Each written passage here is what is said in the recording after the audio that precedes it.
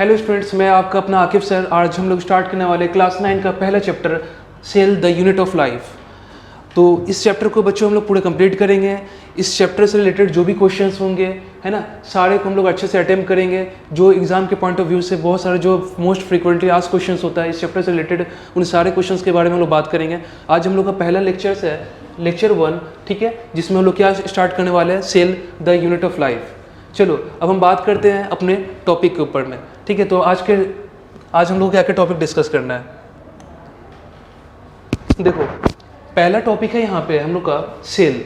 अब आपको पता होना चाहिए सेल का मतलब क्या होता है। देखो, सेल हर लोग जानता है। सबसे पहले अगर मैं बात करूँ, जो सेल होता है उसे हम कहते हैं क्या, structural and the functional unit of life.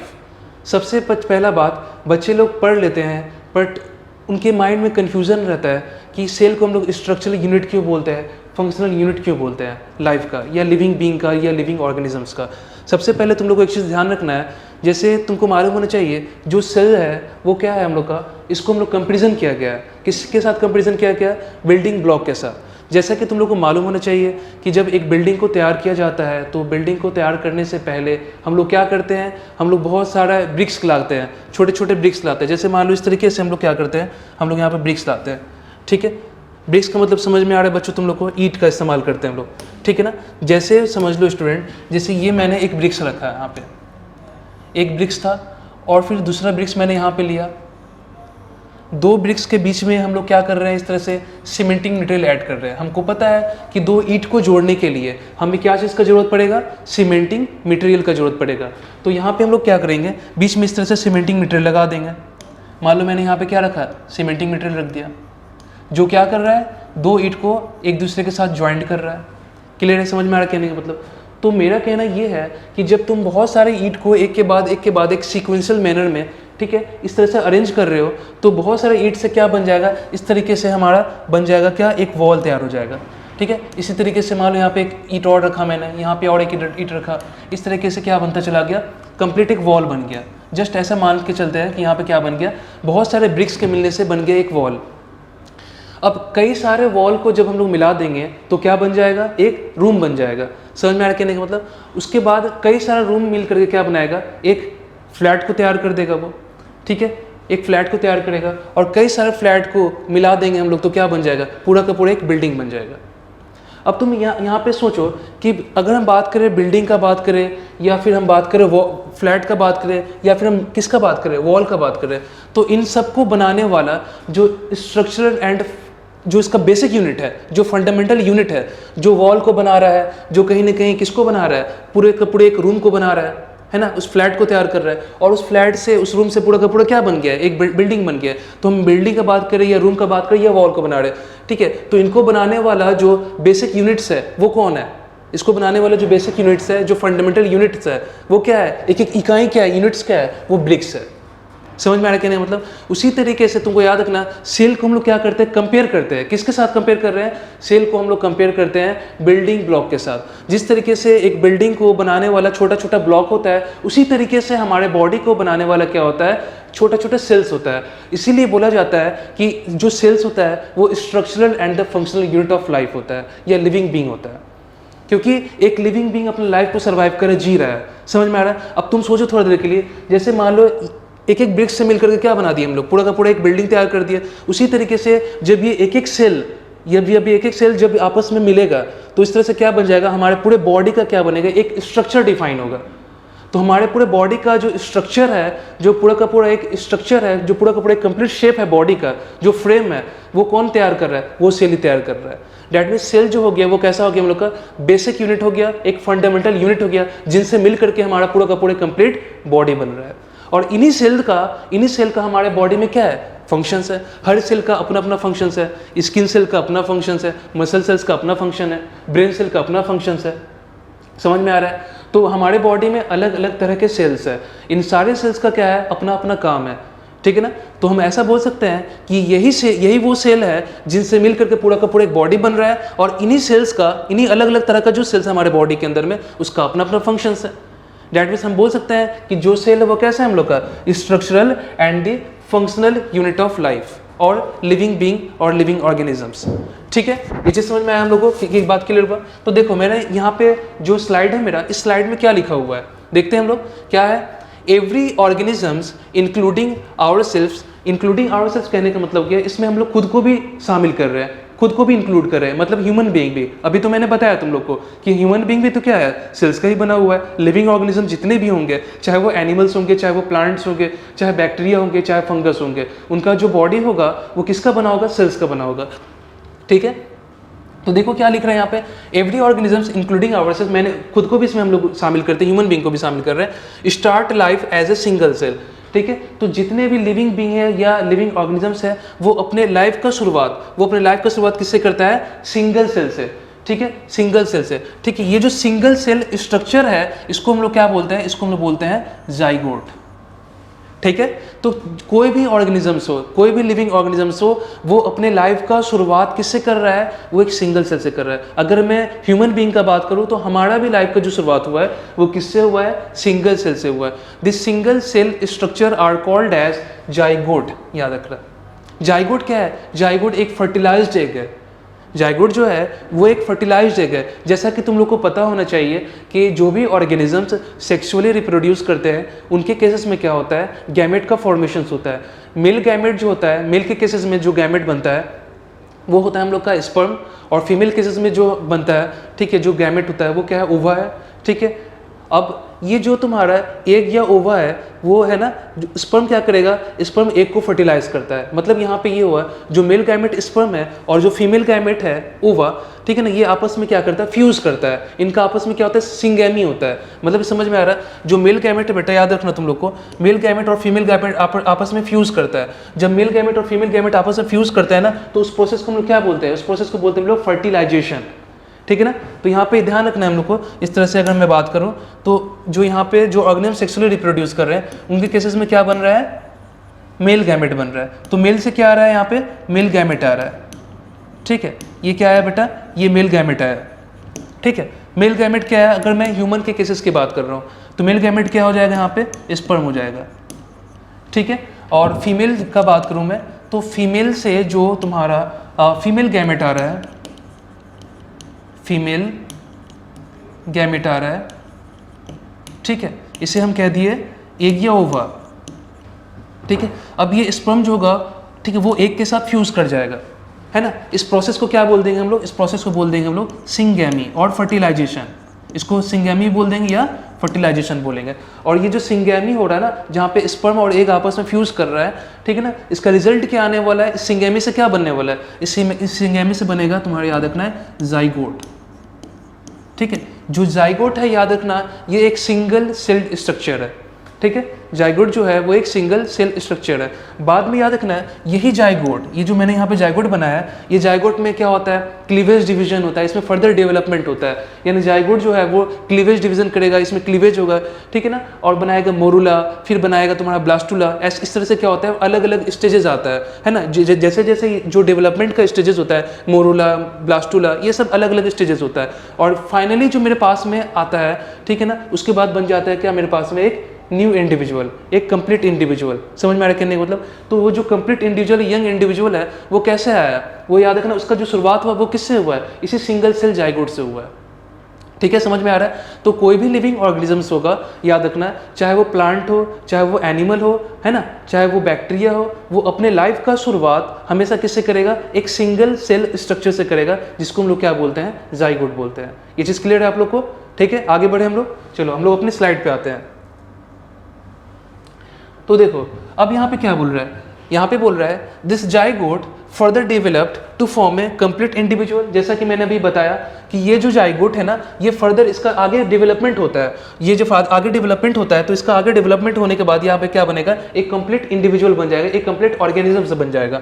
ठीक है, जो कि मल्टी सेलुलर होगा। देखो एक चीज़ तुम लोग को ध्यान रखना है, अगर यूनिसेलुलर ऑर्गेनिजम्स होगा चाहे मल्टी सेलुलर ऑर्गेनिजम्स होगा, दोनों अपने लाइफ का शुरुआत सिंगल सेल से ही करता है। लेकिन याद रखना, जब यूनिसेलुलर ऑर्गेनिजम्स अपने लाइफ का शुरुआत सिंगल सेल से किया, क्योंकि हमने क्या करा, मैंने कहा भाई यूनिसेलुलर। यूनिसेलुलर का मतलब क्या होता है, ऐसा ऑर्गेनिजम्स जिसमें क्या होगा, सिंगल सेल होगा। तो याद रखना, जो एक सेल के ऑर्गेनिजम्स होंगे उसको हम लोग क्या बोलेंगे, यूनिसेलुलर वन। यूनि का मतलब होता है वन, सेलुलर मतलब सेल। एक ऐसा ऑर्गेनिज्म जिसमें एक सिंगल सेल होगा। तो सिंगल सेल ऑर्गेनिजम्स का याद रखना, ठीक है। सिंगल सेल जो ऑर्गेनिजम्स है, तो ऐसा ऑर्गेनिजम्स जिसके पास में एक सिंगल सेल है, वही सिंगल सेल उसका बॉडी भी है, और हम ऐसा भी बोल सकते हैं कि वही जो बॉडी है ना, जो सिंगल सेल का ऑर्गेनिजम्स है, उस बॉडी के अंदर में एक सिंगल सेल है, तो वो एक सिंगल सेल बॉडी भी है उसका, और उस बॉडी के अंदर में एक सिंगल सेल भी है। समझ में आ रहा है? तो ये अपने लाइफ को शुरुआत भी सिंगल सेल से ही करेगा, और जब ये अपने लाइफ को कंप्लीट करेगा, अपने लाइफ साइकिल को कंप्लीट करेगा, तो वही इनके पास में क्या होगा, एंड ऑफ लाइफ में भी इनके पास में सिंगल सेल ही रहता है। ये चीज़ ध्यान रखना है। इसे समझ में नहीं, मतलब तो यूनिसेलुलर ऑर्गेनिजम्स अपने लाइफ को शुरुआत सिंगल सेल से ही करता है, लेकिन जब ये अपने लाइफ को एंड करेगा तो भी इनकी लाइफ में क्या रहेगा, इनके एंड ऑफ लाइफ में जब इनका लाइफ कंप्लीट हो रहा है तो उस समय भी इनके पास में एक सिंगल सेल ही रहेगा। तो तुम बोल सकते हो कि जो सिंगल सेल का ये ऑर्गेनिजम्स है, या बोल सकते हो कि इस ऑर्गेनिजम्स के अंदर में सिंगल सेल ही है, ठीक है। वही सिंगल सेल उसका बॉडी भी बना रहा है, और उस बॉडी के अंदर में एक सिंगल सेल भी है। ये चीज़ क्लियर हुआ कहने का मतलब? अच्छा, जो मल्टी सेलुलर होंगे, जो मल्टी सेलुलर होंगे वो अपनी लाइफ की शुरुआत जो याद रखना वो सिंगल सेल से करेंगे। जो जाइगोट है हम लोग का वो कैसा है, यूनिसेलुलर है ना, लेकिन याद ये रखना है तुम लोग को कि जब ये जाइगोट फर्दर डेवलप करेगा और जब ये कंप्लीट इंडिविजुअल को फॉर्म करेगा, तो याद रखना वहाँ पे क्या आ जाएगा, मल्टी सेलुलर आ जाएगा, क्योंकि जाइगोट क्लीवेज डिवीजन करेगा, डिवाइड कर रहा है, अलग अलग फर्दर डेवलपमेंट करके अलग अलग स्टेजेस को फॉर्म कर रहा है। तो तुमको ध्यान ये रखना है क्या, जब जाइगोट डेवलप करके जब कंप्लीट इंडिविजुअल बनाएगा तो उस कंप्लीट इंडिविजुअल में बहुत सारे सेल्स आ चुके होंगे। क्लियर है बात कहने का मतलब, समझ में आ रहा है? तो याद रखना मल्टी सेलुलर अपने लाइफ को शुरुआत सिंगल सेल से करता है, लेकिन जब ये अपने लाइफ को कंप्लीट करता है तो उनके पास में बहुत सारे सेल्स आ चुका होता है। लेकिन जो अगर बात करें यूनिसेलुलर का, जैसे अमीबा हो गया, बैक्टीरिया हो गया, ये अपने लाइफ को शुरुआत सिंगल सेल से करेगा, लेकिन जब ये लाइफ को कंप्लीट करेगा तो उनकी लाइफ साइकिल में एंड होने के वक्त भी एक ही सेल से रहेगा। ये चीज़ क्लियर है सबको, समझ में आया? चलो ध्यान रखना। चलो अब हम क्या बात करें यहाँ पे, ड्यू टू दिस, तो यहाँ पे क्या लिख रहा है, दिस होल इंडिविजुअल, ये जो पूरा का पूरा इंडिविजुअल है, is made up of cell. अब तुमको पता होना चाहिए ये जो कंप्लीट इंडिविजुअल फॉर्म हुआ है, ये जो कंप्लीट इंडिविजुअल बना है, ये किसका बना हुआ है, ये पूरा का पूरा होल इंडिविजुअल किसका बना हुआ है, सेल्स का बना हुआ है। ठीक है, मैंने भी तुम लोग बताया कि भाई जो कंप्लीट इंडिविजुअल है उसका स्ट्रक्चरल यूनिट कौन है, उसका बेसिक यूनिट कौन है, उसको बनाने वाला कौन है, जो छोटा छोटे यूनिट्स है, जो इकाई है वो क्या है, सेल है, और उस पूरे का पूरे होल ऑर्गेनिजम्स को एक यूनिट, सिंगल यूनिट सेल्स बना रहा है। तो हम ऐसा कह सकते हैं ना, ड्यू टू दिस, यही कारण है कि सेल को हम लोग क्या बोलते हैं, fundamental structural and the functional unit of all living beings. ये बात क्लियर हो गया सबको? चलो अब आगे हम लोग बढ़ते हैं। एवरी ऑर्गन, ठीक है, हर ऑर्गेनिजम्स के अंदर में याद रखना जो एवरी ऑर्गन अलग अलग तरह के ऑर्गन्स है, ठीक है। Every organ in our body, अगर मैं ह्यूमन की बात करूँ, ह्यूमन बीइंग की बात कर रहा हूँ मैं, तो ह्यूमन बीइंग का अगर मैं बात करूँ तो ह्यूमन बीइंग के अंदर में जो अलग अलग ऑर्गन्स है, बहुत सारे ऑर्गन्स है, लीवर है ना, स्टोमक है, इंटेस्टाइन है, गॉल ब्लैडर्स है, अलग अलग तरह के ऑर्गन, किडनीज है, समझ में आ रहा है मतलब। तो every organ in our body है ना, वो क्या है, चाहे मैं बात करूँ स्किन की बात करूँ, चाहे मैं ब्रेन की बात करूँ, चाहे मैं किसकी बात कर रहा हूँ, मसल्स की बात कर रहा हूँ, या इवन बोन का भी बात कर सकता हूँ, ठीक है ना। तो is composed of large number of cell, ध्यान रखना ये क्या बने हुए हैं, लार्ज नंबर ऑफ सेल्स का मतलब हमारे बॉडी में जो अलग अलग तरह के ऑर्गन्स है उन ऑर्गन्स को भी बनाने वाला सेल है, और वो organ large number of cells का बना हुआ है। क्लियर है कहने का मतलब, ये चीज़ समझ में आ रहा है? तो कहने का मतलब ये है कि हमारे बॉडी का बताया ना तुम लोग, जो स्ट्रक्चरल एंड फंक्शनल यूनिट है वो तो सेल ही है, तो हमारे बॉडी में जो ऑर्गन होगा उस ऑर्गन को बनाने वाला भी तो सेल ही होगा ना, तो उस ऑर्गन में बहुत सारे सेल्स होंगे। जिस तरीके से हमारे बॉडी में बहुत सारे सेल्स होंगे उसी तरीके से उस ऑर्गन के अंदर में अलग अलग तरह के सेल्स होंगे, ठीक है।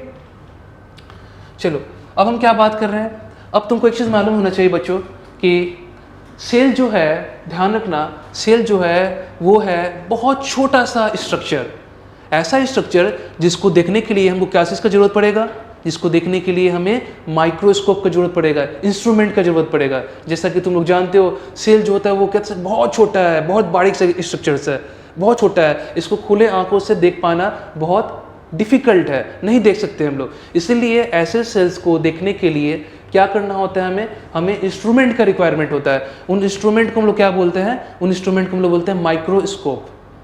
छोटे छोटे चीज़ को देखने के लिए हम लोग क्या इस्तेमाल करते हैं, माइक्रोस्कोप का इस्तेमाल करते हैं, ठीक है।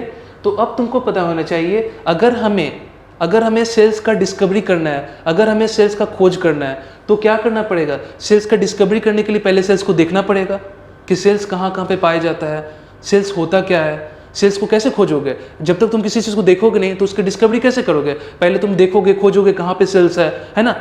सेल्स पहले विजिबल होना चाहिए ना, पहले जब तक हम लोग देखेंगे नहीं तब तक सेल्स के बारे में व्यू कैसे करेंगे, उसके बारे में स्टडी कैसे करेंगे।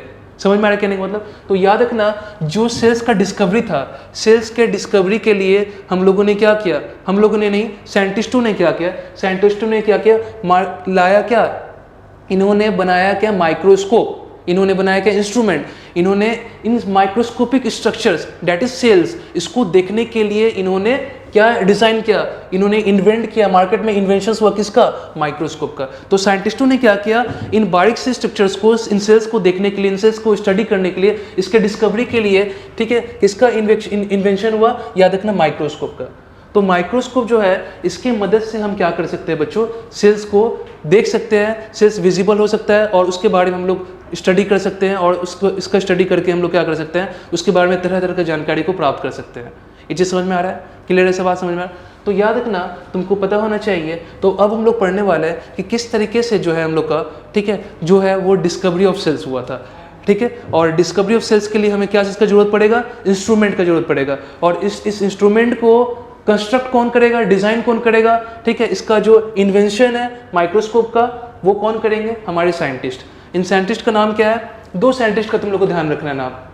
एक है हमारे साइंटिस्ट जिसका नाम है Anton von Leeuwenhoek, Anton von Leeuwenhoek, और दूसरे हैं हमारे रॉबर्ट हुक। एक चीज़ तुमको पता होना चाहिए, देखो यहाँ पर लिख दिया है कि जो पहला माइक्रोस्कोप है, फर्स्ट माइक्रोस्कोप, ठीक है, जो पहला माइक्रोस्कोप को, ठीक है, मार्केट में लाया गया था, मतलब इन्होंने अपना माइक्रोस्कोप खुद से तैयार किया था, ध्यान रखना, ये चीज़ ध्यान रखना। जो फर्स्ट माइक्रोस्कोप था, ठीक है, उसको कंस्ट्रक्ट किया गया किसके द्वारा, एंटोन वॉन लीवेनहॉक के द्वारा। तो देखो लिख दिया है, the first microscope was constructed by the scientist Antony von Leeuwenhoek, ठीक है।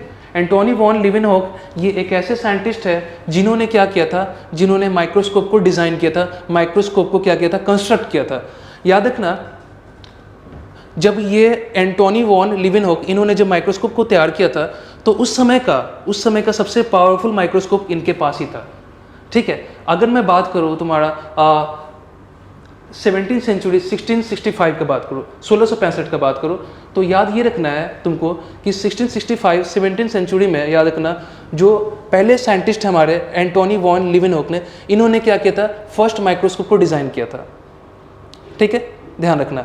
अब इनका जो माइक्रोस्कोप था वो तुमको ध्यान रखना है कि the first microscope was constructed by the scientist Antony von Leeuwenhoek, he constructed, इन्होंने बनाया क्या, 400 माइक्रोस्कोप, इन्होंने टोटल 400 माइक्रोस्कोप बनाया, ठीक है। Basically all his microscope consisted of a single by convex lens, ठीक है, by convex lens and where called simple microscope, ठीक है। देखो उस समय जो माइक्रोस्कोप तैयार किया जाता था, अगर मैं 1665 की बात कर रहा हूँ, 17वीं सेंचुरी का, तो उस समय जो माइक्रोस्कोप हुआ करता था बेसिकली एक ट्यूब जैसा स्ट्रक्चर था। देखो उस समय जो 17वीं सेंचुरी का मैं बात कर रहा हूँ, तो एंटोन वॉन लीवेनहॉक जो है, या फिर अगर मैं रॉबर्ट हुक का ही बात करूँ, तो इन लोग का अपना माइक्रोस्कोप था, ठीक है, इन लोग का अपना माइक्रोस्कोप था। उस समय याद रखना, मार्केट में कमर्शियल माइक्रोस्कोप अवेलेबल नहीं हुआ करता था, उस समय मार्केट में कमर्शियल माइक्रोस्कोप जो था वो अवेलेबल नहीं था, ठीक है। इन्होंने अपना माइक्रोस्कोप खुद से तैयार किया और सेल्स को क्या किया, डिस्कवरी किया। इनका माइक्रोस्कोप मार्केट में नहीं अवेलेबल था, याद रखना, ध्यान रखना। ये इन्होंने क्या किया, उस समय इन लोग माइक्रोस्कोप कैसे बनाते थे, एक ट्यूब जैसे स्ट्रक्चर्स में लेंस को यूज करके इन्होंने क्या किया, माइक्रोस्कोप को तैयार किया। एंटोनी वॉन लीवेनहॉक या तुम्हारा रॉबर्ट हुक, इनका अपना अपना माइक्रोस्कोप था, दोनों का अपना माइक्रोस्कोप था। लेकिन उस समय का याद रखना, जब सबसे पहला माइक्रोस्कोप इन्वेंट हुआ था, तो उस समय का सबसे पावरफुल माइक्रोस्कोप किसके पास था, एंटोनी वॉन लीवेनहॉक के पास था, ठीक है। एक तरीके से इनके माइक्रोस्कोप में मैग्नीफाइंग लेंस यूज हुआ करता था, ठीक है। और ऐसे माइक्रोस्कोप को हम लोग क्या नाम देते थे, primitive form of compound microscope, ठीक है। लेकिन अगर मैं बात कर रहा हूँ, जो पहला माइक्रोस्कोप था वो हम लोग का कैसा था, सिंपल माइक्रोस्कोप था। जो रॉबर्ट हुक थे, इन्होंने क्या बनाया, इन्होंने कंस्ट्रक्ट किया एक माइक्रोस्कोप जिसको बोलते हैं कंपाउंड माइक्रोस्कोप, ठीक है। उसी कंपाउंड माइक्रोस्कोप को के डिज़ाइन को हमने क्या किया, थोड़ा सा इंप्रूव किया, हल्का सा उसमें क्या किया, इंप्रूवमेंट किया उनके डिज़ाइन में, और हमने क्या बनाया, एक ऑर्डिनरी कंपाउंड माइक्रोस्कोप को तैयार किया हमने, ठीक है। ये चीज़ समझ में आ रहा है। तो मेरे कहने का मतलब ये है कि जब जैसे जैसे तुम अभी बायोलॉजी पढ़ते जाओगे, अभी तुम क्लास 9 में हो बच्चों, क्लास 9 के बाद जब तुम क्लास 10 में जाओगे, क्लास 11 में जाओगे, है ना, या 12 में जाओगे, तो जैसे जैसे हम लोग क्लास 11 12 9 10 11 12 में जा रहे हैं, और जैसे जैसे हम लोग चैप्टर्स को आगे की तरफ प्रोग्रेस करते जाएंगे, जैसे जैसे तुम किस चैप्टर को आगे पढ़ते जाओगे, वैसे वैसे तुमको एक चीज़ पता चलेगा कि जहाँ जहाँ पे जहाँ जहाँ पे किसी चीज़ को डिस्कवर किया जा रहा है, जहाँ पे किसी माइक्रोस्कोपिक स्ट्रक्चर को देखा जा रहा है या डिस्कवर किया जा रहा है, ऐसे ऐसे जगहों में किसका नाम आएगा? एंटोनी वॉन लीवेनहुक का। ठीक है, तो एंटोनी वॉन लीवेनहुक का ऐसे कई जगहों पे नाम आएगा जहाँ पे किसी माइक्रोस्कोपिक स्ट्रक्चर को देखा जा रहा है या उसको डिस्कवर किया जा रहा है। और क्यों ना आया? क्योंकि उस समय का सबसे पावरफुल माइक्रोस्कोप किसके पास था? एंटोनी वॉन लीवेनहुक के पास था। जैसे अगर मैं बात करूँ तो अब तुमको पता होना चाहिए, अब हमें किसी चीज़ को डिस्कवर करना है, किसी चीज़ को खोज निकालना है, तो खोजने के लिए क्या चाहिए तुमको? उस चीज़ को पहले देखोगे, ठीक है, क्योंकि वो चीज़ सेल तो बहुत छोटा है, उस चीज़ को देखने के लिए इन्होंने क्या बनाया? इन्होंने बनाया माइक्रोस्कोप। तो याद रखना, एंटोनी वॉन लीवेनहुक इन्होंने क्या किया? एक अपना खुद का माइक्रोस्कोप तैयार किया, और इस माइक्रोस्कोप के जरिए इन्होंने क्या क्या चीज़ पता किया? इन्होंने डिस्कवर्ड किया क्या? फर्स्ट लिविंग सेल्स को। अगर तुम अभी आगे पढ़ोगे, 10 में जाओगे, 11 में जाओगे, तो पता चलेगा फर्स्ट लिविंग सेल्स का डिस्कवरी किसने किया था? एंटोनी वॉन लीवेनहुक ने। फर्स्ट बैक्टीरियल सेल्स को किसने देखा था? एंटोनी वॉन लीवेनहुक ने। आरबीसी को किसने देखा था? एंटोनी वॉन लीवेनहुक ने। स्पर्म सेल्स को किसने देखा था? एंटोनी वॉन लीवेनहुक ने। देख रहे हो? तो मोस्टली ऐसे ऐसे जगहों पे नाम आ रहा है जहाँ पे किसी चीज़ को डिस्कवर्ड किया जा रहा है, क्योंकि स्पर्म क्या है? सेल है। कहने का मतलब समझ में आ रहा है? तो ऐसे कई जगहों पे इनका नाम आ रहा है जहाँ जहाँ पे किसी चीज़ को क्या किया जा रहा है? डिस्कवर्ड किया जा रहा है। ये चीज़ समझ में आ रहा है हम लोग को? तो ये चीज़ तुमको ध्यान रखना है। तो इस तरह से क्या हुआ? माइक्रोस्कोप का इन्वेंशन हुआ, ठीक है ना। माइक्रोस्कोप आया मार्केट में, ठीक है, धीरे धीरे माइक्रोस्कोप और बनते चला गया, डेवलपमेंट होता चला गया, ठीक है। इसके बाद और भी कई सारे साइंटिस्ट आए, ठीक है। तो याद ही रखना है हम लोग को कि यहाँ पे पॉइंट क्या क्या लिखा हुआ है, इस पॉइंट को हम लोग को ध्यान देना है, ठीक है। क्योंकि जो क्वेश्चंस आएंगे बच्चों क्लास 9 में, वो जो टॉपिक्स होगा, ये यहाँ पे मैंने हर टॉपिक से कुछ स्पेशल पॉइंट को यहाँ पे अपने स्लाइड में मेंशन कर दिया है। इस स्लाइड को खास करके आप लोग देख के जाएंगे। बुक्स में बहुत कुछ लिखा हुआ है, पर वो सारी चीज़ें हम लोग को वहाँ पे नहीं पढ़ना है। जो जो इंपॉर्टेंट है, जो एग्जाम के पॉइंट ऑफ व्यू से इंपॉर्टेंट है, वो मैंने यहाँ पे स्लाइड में दिखा दिया हर एक पॉइंट से, ठीक है। चलो हम लोग यहाँ पे क्या बात कर रहे हैं? हम लोग बात कर रहे हैं ही कंस्ट्रक्टेड। यहाँ पे क्या किया गया? 400 माइक्रोस्कोप को बनाया गया। Basically all his microscope consisted of a single by convex lens. Convex lens कैसा होता है? देखो ये बाई कॉन्वेक्स लेंस है, ठीक है ना। तो इनके माइक्रोस्कोप में क्या था? सिंगल लेंस यूज हो रहा है, single by convex lens use हो रहा है। एंड जिसको हमने क्या किया? जिसको हमने कहा सिंपल माइक्रोस्कोप, ठीक है। अच्छा, इसका मैग्नीफाइंग पावर क्या था? इसका मैग्नीफाइंग पावर था, याद रखना, अप टू 200 टाइम्स, ठीक है ना। 200 टाइम्स क्या कर सकता है? ये किसी ऑब्जेक्ट को मैग्नीफाई कर सकता है। अब मैग्निफिकेशंस का मतलब क्या होता है? मैग्नीफाई का मतलब याद रखना है, किसी भी चीज़ों को देखने के लिए, है ना, हमें क्या चाहिए? एक क्लैरिटी चाहिए, क्लियरली विजिबल चाहिए। तो किसी भी चीज़ को अगर हम अच्छे से विजिबल कर पाए, अच्छे तरीके से उसको देख पाए, तो देखने के लिए हमें क्या करना पड़ेगा बच्चों? हमें उस चीज़ को इनलार्ज करना पड़ेगा, हमें उस चीज़ को मैग्नीफाई करना पड़ेगा। तो मैग्नीफाई करने से वो स्ट्रक्चर बहुत क्लियरली विजिबल हो जाता है और उसको हमें देखने में आसान होता है, उसके बारे में अच्छे से देख सकते हैं, उसके बारे में स्टडी कर सकते हैं। तो ये हेल्प कौन कर रहा है? हमारा माइक्रोस्कोप, ठीक है। तो ये सिंपल माइक्रोस्कोप का जो मैग्नीफाइंग पावर है वो कितना है? 200 टाइम्स है। ये किसी भी ऑब्जेक्ट को 200 गुना क्या कर सकता है? ये बड़ा कर सकता है, मैग्नीफाई कर सकता है, ताकि हम उस चीज़ को क्लियरली तरीके से विजिबल कर पाए और उसके बारे में अच्छे से हम लोग स्टडी कर पाए, ठीक है। ये चीज़ समझ में आया? तो ये हुआ। अब सबसे पहले मैं बात कर रहा हूँ कि डिस्कवरी ऑफ ए सेल, ठीक है। डिस्कवरी ऑफ ए सेल, एक सेल का डिस्कवरी कैसे हुआ था, ये चीज़ तुम लोग को ध्यान रखना है, ठीक है। ये टॉपिक्स याद रखना, बहुत सारे टीचर लोग स्किप कर देते हैं, बहुत सारे टीचर तुम नहीं पढ़ाते हैं, लेकिन याद रखना इस टॉपिक से भी कई सारे क्वेश्चंस आते हैं, ठीक है। और ये जो है बातें हैं, ये जो बेसिक बातें हैं ना, ये हमें क्लास 9 में ही जाननी है। जब हम क्लास 11 में जाएंगे तो वहाँ पे भी हम लोग पढ़ेंगे, लेकिन याद रखना ये जो टॉपिक्स है ये तुमको रिलेट करेगा क्लास 11 के उस टॉपिक के साथ जो तुमको आगे क्लास 11 में समझने में मदद करेगा, ठीक है। चलो अब मैं बात कर रहा हूँ कि किस तरीके से रॉबर्ट हुक ने जो है वो सेल्स को देखा था। चलो मैं बात करते हैं डिस्कवरी ऑफ सेल्स का। देखो सबसे पहले रॉबर्ट हुक ने क्या था, ठीक है, कॉर्क का एक स्लाइस लिया था। क्या लिया था? कॉर्क का एक स्लाइस, ठीक है। कॉर्क का एक स्टॉपर लिया था, या कॉर्क का स्टॉप, सबसे पहले उन्होंने क्या लिया था? कॉर्क का एक स्टॉपर लिया था। जैसे मैं अगर बात करूँ, देखो यहाँ पे दिखाता हूँ मैं, देखो इस तरीके से क्या दिखा रहा हूँ मैं, देखो कॉर्क का एक स्टॉपर। जैसे तुमने देखा होगा कि जो होम्योपैथिक मेडिसिन होता है, होम्योपैथिक मेडिसिन में जो छोटा सा बॉटल होता है जिसमें मेडिसिन रहता है, उसके ऊपर क्या होता है? एक कॉर्क का स्टॉपर लगा रहता है, ब्राउन कलर सा। देखिए होगा इस तरीके से, जैसे मैं यहाँ पे दिखा सकता हूँ, इस तरीके से, इस तरह से क्या लगा रहता है? एक कॉर्क का स्टॉपर रहता है, और ये इस तरह से मेरा ये बॉटल है, ठीक है। तो ये है हमारा स्टॉपर, ये क्या है मेरे पास में? स्टॉपर है। ये जो स्टॉपर है ना, जो इसको ढक रहा है, बंद कर रहा है, ये क्या है मेरे पास में? कॉर्क। तो रॉबर्ट हुक ने क्या किया था? कॉर्क का एक स्टॉपर लिया था, ठीक है। जब इन्होंने कॉर्क का एक स्टॉपर लिया तो याद ये रखना है जो कॉर्क है, अब तुमसे क्वेश्चन ये आ सकता है या तुम पूछोगे, तुम्हारे माइंड में ये चलता होगा सर ये कॉर्क क्या होता है। याद रखना जो कॉर्क है वो सेकेंडरी टिश्यू है, जो कॉर्क है वो क्या है, सेकेंडरी टिश्यू है, सेकेंडरी टिश्यू है, ठीक है। और याद रखना कॉर्क को प्रोड्यूस करने वाला, कॉर्क को प्रोड्यूस करने वाला यानी कॉर्क को बनाने वाला कौन है, कॉर्क कैम्बियम है।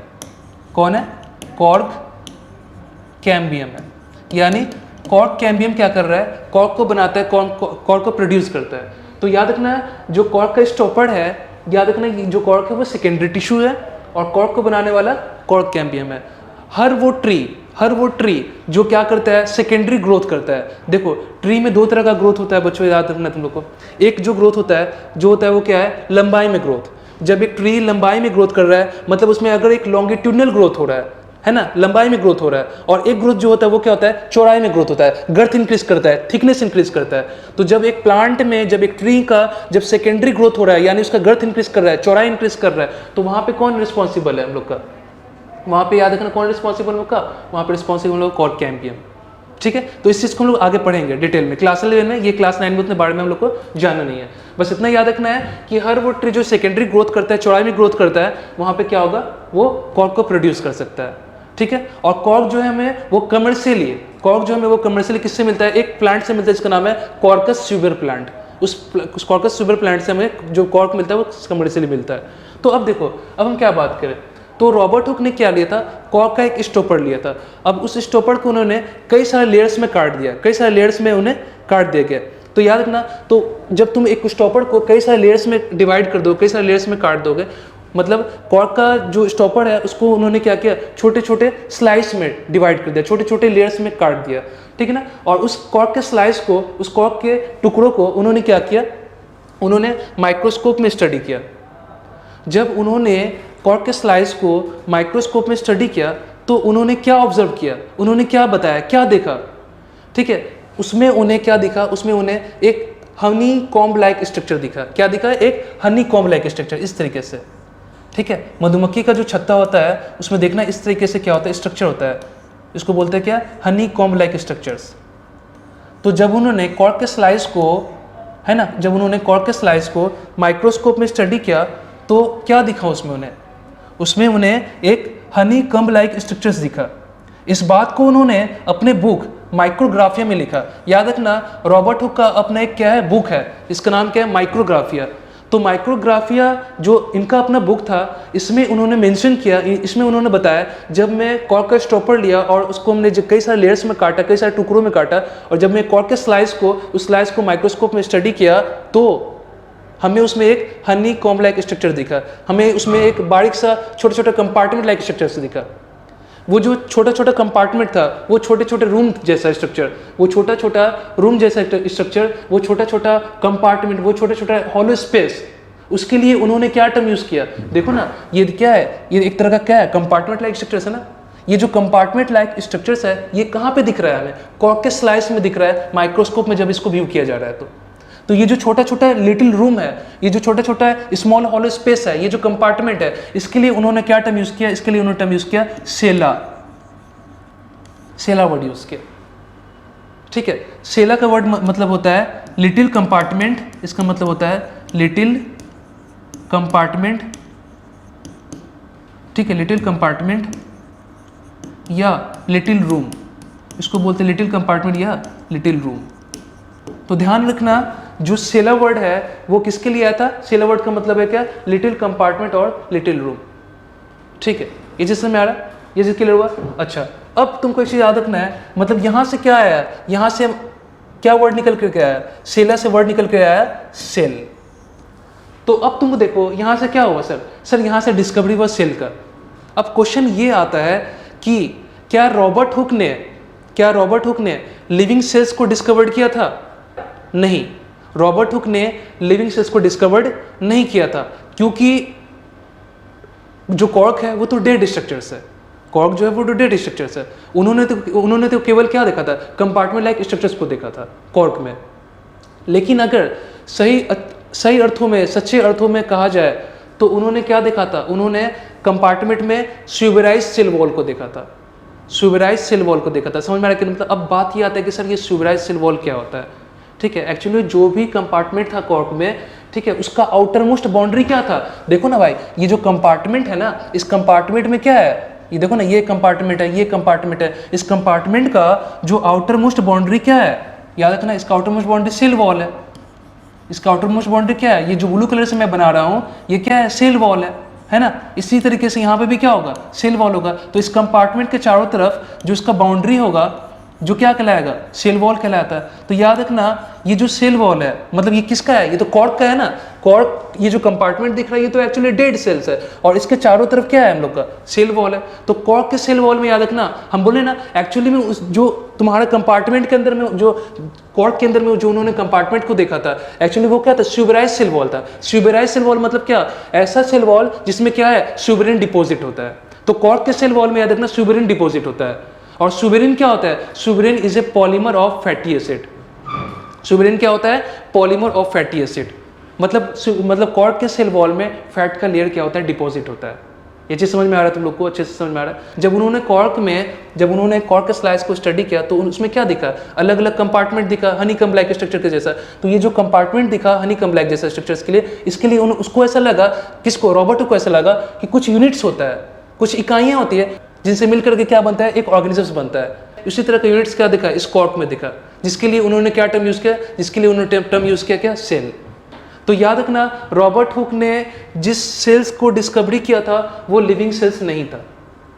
एक्चुअली उन्होंने सुबेराइज सेल वॉल को देखा था, जो इस कंपार्टमेंट के चारों तरफ, जो समझ में आ रहा, कॉर्क के अंदर में जो कंपार्टमेंट है उसका आउटर मोस्ट बाउंड्री जो है वो क्या है, मेरे पास में सेल वॉल है।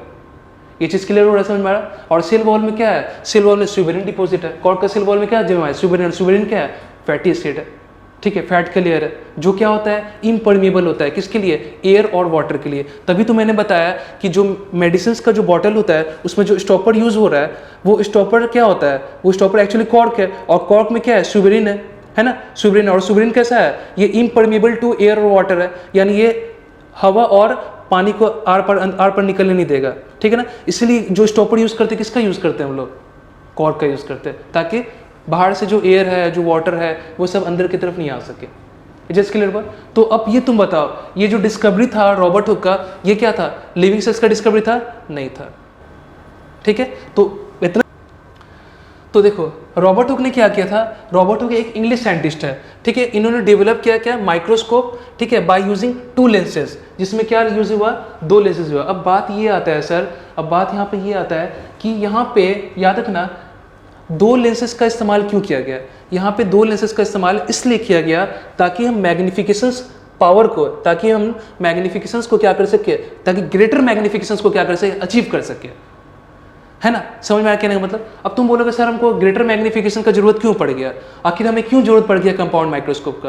अरे भाई, इसके पहले जो डिस्कवरी हुआ था वो तो सिंपल माइक्रोस्कोप था, और सिंपल माइक्रोस्कोप में बहुत ज़्यादा बारीक स्ट्रक्चर्स, अगर मान लो थोड़ा देर के लिए लेट एग्जाम्पल कर रहा हूँ, एग्जाम्पल लेता हूँ। जैसे मान लो ये मेरे पास में सेल है, ये मेरे पास में क्या है, एक सेल है।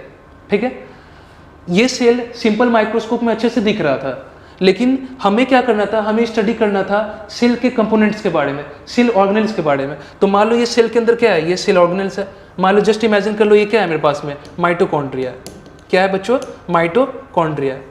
अब मान लो सेल तो बहुत छोटा सा स्ट्रक्चर्स है, सेल को देखने के लिए माइक्रोस्कोप चाहिए। अब तुम सोचो सेल के अंदर, विद इन ए सेल, अगर हमको सेल ऑर्गेनेल को स्टडी करना है, उसको देखना है, उसके बारे में हमें स्टडी प्राप्त करना है, जानकारियाँ प्राप्त करनी है, तो क्या करना पड़ेगा। तो सीधा सा बात है, अब सोचो सेल इतना छोटा है, उसके अंदर जो कंपोनेंट्स है, उसका जो ऑर्गेनेल्स है, वो भी कितना छोटा होगा।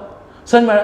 तो कोई भी चीज़ जितना ज़्यादा छोटा होगा, तो उस चीज़ को हमको देखने के लिए क्या करना पड़ेगा, उसको और इनलार्ज करना पड़ेगा। क्यों भाई, सेल तो ऑलरेडी बहुत छोटा स्ट्रक्चर्स है। अगर मान लो तुमको सिंपल माइक्रोस्कोप में अगर सेल के कंपोनेंट्स का स्टडी करना है, सेल के कंपोनेंट की स्टडी करना है, तो क्या क्लियर विजिबल हो पाएगा, नहीं। क्यों नहीं पाएगा, क्योंकि उसका मैग्निफिकेशन पावर कम है, 200 टाइम्स है।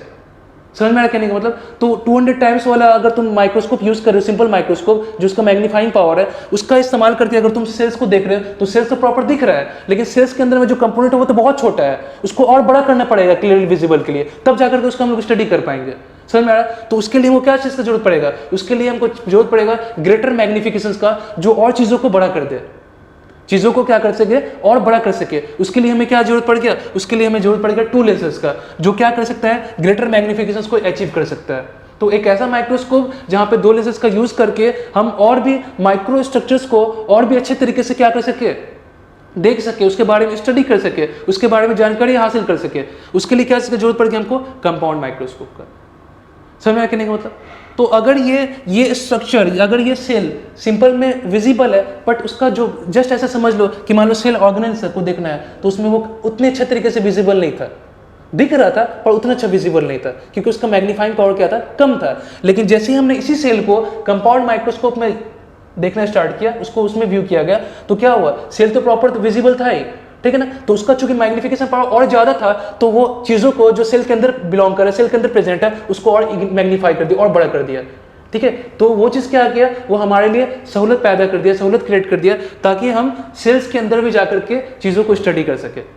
ये चीज क्लियर हुआ कहने का मतलब। तो रॉबर्ट हुक ने किया कि भाई, एक ये इंग्लिश साइंटिस्ट है जिन्होंने डेवलप किया क्या, microscope by using 2 lenses for the achieving greater magnification. Such microscopes were later known as compound microscope, और बाद में इसी माइक्रोस्कोप को हमने क्या कह दिया, कंपाउंड माइक्रोस्कोप, ठीक है।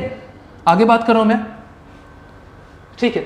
अब देखो क्या बोल रहा है, हुक एग्जामिन किया a thin slice of cork, जैसा कि मैंने अभी तुम लोग को लेक्चर में बताया कि रॉबर्ट हुक ने क्या किया था, एक कॉर्क का एक स्लाइस लिया था, ठीक है ना, कॉर्क का स्टॉपर लिया था। उस स्टॉपर्स को उन्होंने छोटे छोटे कई सारे स्लाइस में डिवाइड कर दिया, और डिवाइड करने के बाद उस स्लाइस को उन्होंने माइक्रोस्कोप में स्टडी किया, ठीक है।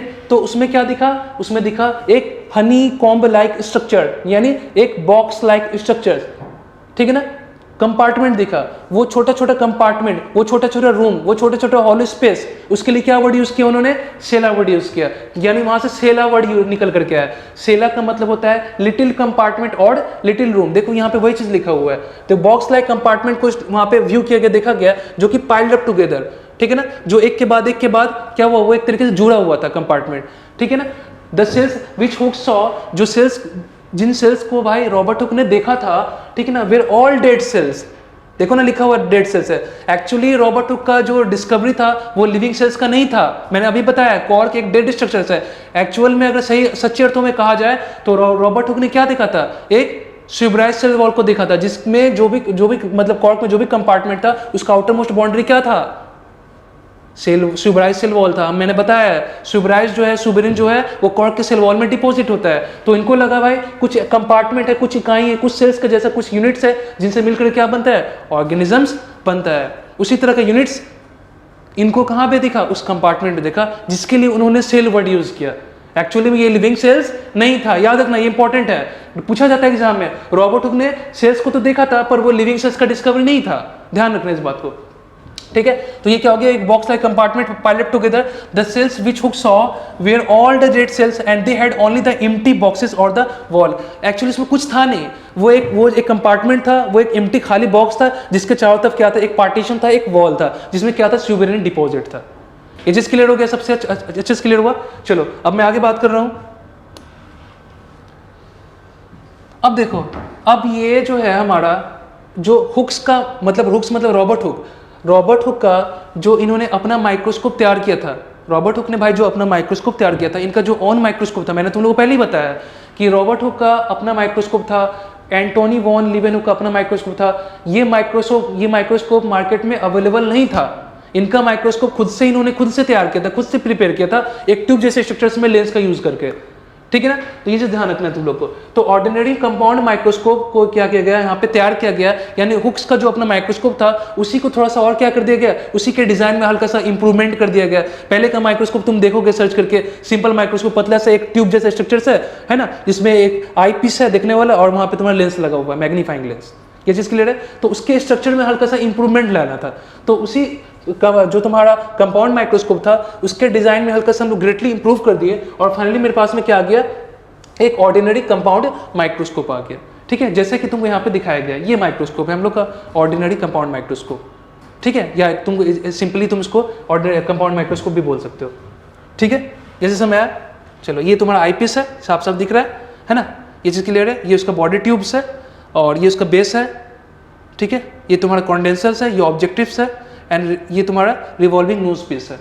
ये पूरा का पूरा एक कंप्लीट पोर्शन है, कंप्लीट पार्ट्स है, माइक्रोस्कोप का, इसको अच्छे से देख लो, ये हमारा माइक्रोस्कोप है, ठीक है। चलो आगे बात कर रहा हूं मैं।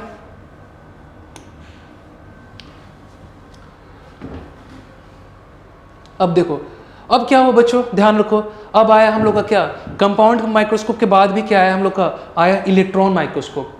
इलेक्ट्रॉन माइक्रोस्कोप क्यों जरूरत पड़ गया भाई, इलेक्ट्रॉन माइक्रोस्कोप का क्या जरूरत पड़ गया, जब सिंपल बना, कंपाउंड बना, ठीक है ना, फिर उसके बाद हल्का सा उसके डिजाइन में इंप्रूवमेंट किए तो एक ऑर्डिनरी कंपाउंड माइक्रोस्कोप आया, फिर इलेक्ट्रॉन माइक्रोस्कोप क्यों आ गया।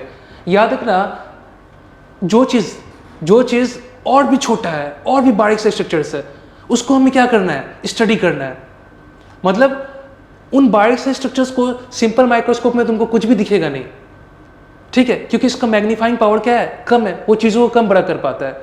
फिर अगर हम बात किए क्या कंपाउंड का, तो कंपाउंड माइक्रोस्कोप का जो अभी बात की ऑर्डिनरी कंपाउंड माइक्रोस्कोप का, तो इसका जो मैग्नीफाइंग पावर है, वो चीज़ों को कितना मैग्नीफाई कर सकता है, कितना इनलार्ज कर सकता है, तो वो क्या है इसका 2000 टाइम्स, उसका 100 टाइम्स ज़्यादा है किसके पास में, इलेक्ट्रॉन माइक्रोस्कोप। यानी इलेक्ट्रॉन माइक्रोस्कोप का कंपेरिजन अगर हम लोग करेंगे ऑर्डिनरी कंपाउंड माइक्रोस्कोप के साथ, तो वो चीज़ों को 100 टाइम और ज़्यादा क्या कर सकता है, इनलार्ज कर सकता है। मतलब जो चीज़ याद रखना कंपाउंड माइक्रोस्कोप में क्या था, वो इनविजिबल था या प्रॉपर तरीके से विजिबल नहीं था, उसी चीज़ को अगर हम लोग किसमें देखेंगे, इलेक्ट्रॉन माइक्रोस्कोप के अंदर में, तो वो चीज़ और भी ज़्यादा क्या हो जाएगा, इनलार्ज हो जाएगा, और चीज़ों को हम अच्छे से तरीके से क्या कर सकते हैं, स्टडी कर सकते हैं, अच्छे तरीके से उसको विजुअलाइज कर सकते हैं।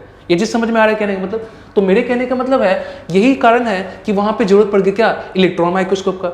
अब बोलोगे सर अब हमको क्या देखना है, जैसे मान लो क्या करना है कि अगर हमको किसी सेल्स का अल्ट्रा स्ट्रक्चर देखना है, सेल्स का अल्ट्रा स्ट्रक्चर नहीं समझ में आया सर, जैसे मान लो सेल विद इन, ठीक है, स्ट्रक्चर विद इन स्ट्रक्चर, किसी स्ट्रक्चर का हमें डिटेल स्टडी करना है, ठीक है, किसी स्ट्रक्चर का हमें क्या करना है, डिटेल स्टडी करना है, एकदम डेप्थ में जाकर के स्टडी करना है ना, तो क्या करना पड़ेगा, ऐसे स्टडी को, मतलब स्ट्रक्चर विद इन स्ट्रक्चर है ना, उसके अंदर भी फिर और क्या है, फर्दर उसके अंदर और क्या प्रेजेंट है, तो स्ट्रक्चर विद इन स्ट्रक्चर और डिटेल स्ट्रक्चर करना है किसी भी स्ट्रक्चर्स का, तो ऐसा स्ट्रक्चर का स्टडी क्या कहलाता है हम लोग का, अल्ट्रा स्ट्रक्चर्स कहलाता है। तो अल्ट्रा स्ट्रक्चर्स में हम लोग क्या करते हैं, सेल्स के अंदर जाकर के, विद इन सेल्स जाकर के, सेल्स के बारे में एकदम डेप्थ में जाकर के, एकदम उसके छोटे छोटे कंपार्टमेंट का, उसके छोटे छोटे पार्ट्स के बारे में, उसका पूरा का पूरा एक एक चीज़ों के बारे में अच्छे तरीके से हम लोग स्टडी करते हैं। तो अगर किसी सेल्स का अगर डिटेल स्टडी किया जा रहा है, structure with in structure study किया जा रहा है ना, डेप्थ में जाकर के स्टडी हो रहा है ना, तो ऐसा स्टडी क्या है हम लोग का, वो कहलाता है हम लोग का क्या, वो कहलाता है हम लोग का अल्ट्रा स्ट्रक्चर्स। जैसे मान लो एक सेल है, एक सेल के अंदर में क्या होगा, मान लो अलग अलग तरह के सेल्स ऑर्गेनल हो गए, माइटोकॉन्ड्रिया होगा, इंडोप्लाज्मिक रेटिकुलम होगा, है ना, गोल्जी बॉडी होगा, ठीक है। तो मान लो अब हमें क्या करना है, माइटोकॉन्ड्रिया के अंदर जाकर के क्या देखना है, इनर माइटोकॉन्ड्रियल मेम्ब्रेन का स्टडी करना है। अब इनर माइटोकॉन्ड्रियल मेम्ब्रेन के अंदर में क्या क्या प्रेजेंट है, ठीक है, क्योंकि इनर माइटोकॉन्ड्रियल मेम्ब्रेन में वहां पे क्या होता है, एक रैकेट लाइक स्ट्रक्चर्स होता है, ठीक है, जिसको हम लोग क्या बोलते हैं, ऑक्सीजोम बोलते हैं, फर्नांडिस मोरन पार्टिकल बोलते हैं, ये हम लोग पढ़ेंगे आगे चल के, ठीक है। तो कहने का मतलब ये हो रहा है कि अगर मान लो सेल तो एक स्ट्रक्चर है, अब उसी सेल के अंदर जाके हम माइटोकॉन्ड्रिया का स्टडी कर रहे हैं, तो स्ट्रक्चर विद इन स्ट्रक्चर, और फिर उसके अंदर जाकर के हम लोग फाइनली क्या कर रहे हैं, उसके अंदर जाकर के देख रहे हैं कि भाई माइटोकॉन्ड्रिया के इनर मेम्ब्रेन में क्या क्या प्रेजेंट है, क्या क्या स्ट्रक्चर्स है, और भी क्या क्या चीजें हैं जिसके बारे में अभी भी जानकारी प्राप्त करना है, अभी भी कुछ ऐसा अननोन फैक्ट्स है जिसके बारे में अभी भी हम लोग अनजान है, साइंटिस्ट अभी भी उसके बारे में है ना जानकारी हासिल नहीं कर पाया। ऐसे चीज़ों को भी स्टडी करना है, ऐसे चीज़ों के बारे में भी जानना है हमें, तो क्या करना पड़ेगा, हमें कुछ ऐसा माइक्रोस्कोप तैयार करना पड़ेगा जो चीज़ों को इतना ज़्यादा इनलार्ज कर देगा, जो हमें क्या कर सकेगा, एक क्लैरिटी दे सकेगा उस चीज़ों को समझने के लिए। तो वहां पे इन्वेंशन हुआ किसका, इलेक्ट्रॉन माइक्रोस्कोप का। वहां पे क्या आया, इलेक्ट्रॉन माइक्रोस्कोप आया। तो याद रखना, अगर तुमसे क्वेश्चन आ जाए कि भाई इलेक्ट्रॉन माइक्रोस्कोप का इन्वेंशन क्यों हुआ, आखिर इलेक्ट्रॉन माइक्रोस्कोप का डिजाइन क्यों किया गया है, क्योंकि याद रखना यहाँ पे बहुत सारे जो अननोन फैक्ट्स थे, जो अभी भी सेल्स के बारे में जाना बाकी था, ऐसी चीजों के बारे में अभी जानना बाकी था ना, तो उसकी स्टडी के लिए, उसकी जानकारी हासिल करने के लिए हमने क्या किया भाई, इलेक्ट्रॉन माइक्रोस्कोप का इन्वेंशन करवाया। ठीक है, चलो, तो साइंटिस्टों ने क्या बनाया, एक इलेक्ट्रॉन माइक्रोस्कोप बनाया। अच्छा, अब क्या बोल रहे हैं यहाँ पे, देखो लिखा है the invention of the electron microscope added further to the unknown facts about the cells. Cells के बारे में जो भी अननोन फैक्ट्स है उसके बारे में इलेक्ट्रॉन माइक्रोस्कोप के थ्रू ही पता चला, और फिर उस अननोन फैक्ट्स को हम लोग जान करके फिर उसको हम लोग क्या किए, उसके बारे में फर्दर कोई पॉइंट्स जो सेल्स के बारे में छूटा हुआ था या उसके बारे में नहीं जाना हुआ था, उसके बारे में वो अननोन फैक्ट्स हमें इलेक्ट्रॉन माइक्रोस्कोप की मदद से पता चला, और फिर फाइनली हमने उसे उस पॉइंट के लिए हमने उसमें ऐड करके है ना, उस पॉइंट के बारे में जान पाए जो हमें नहीं पता था।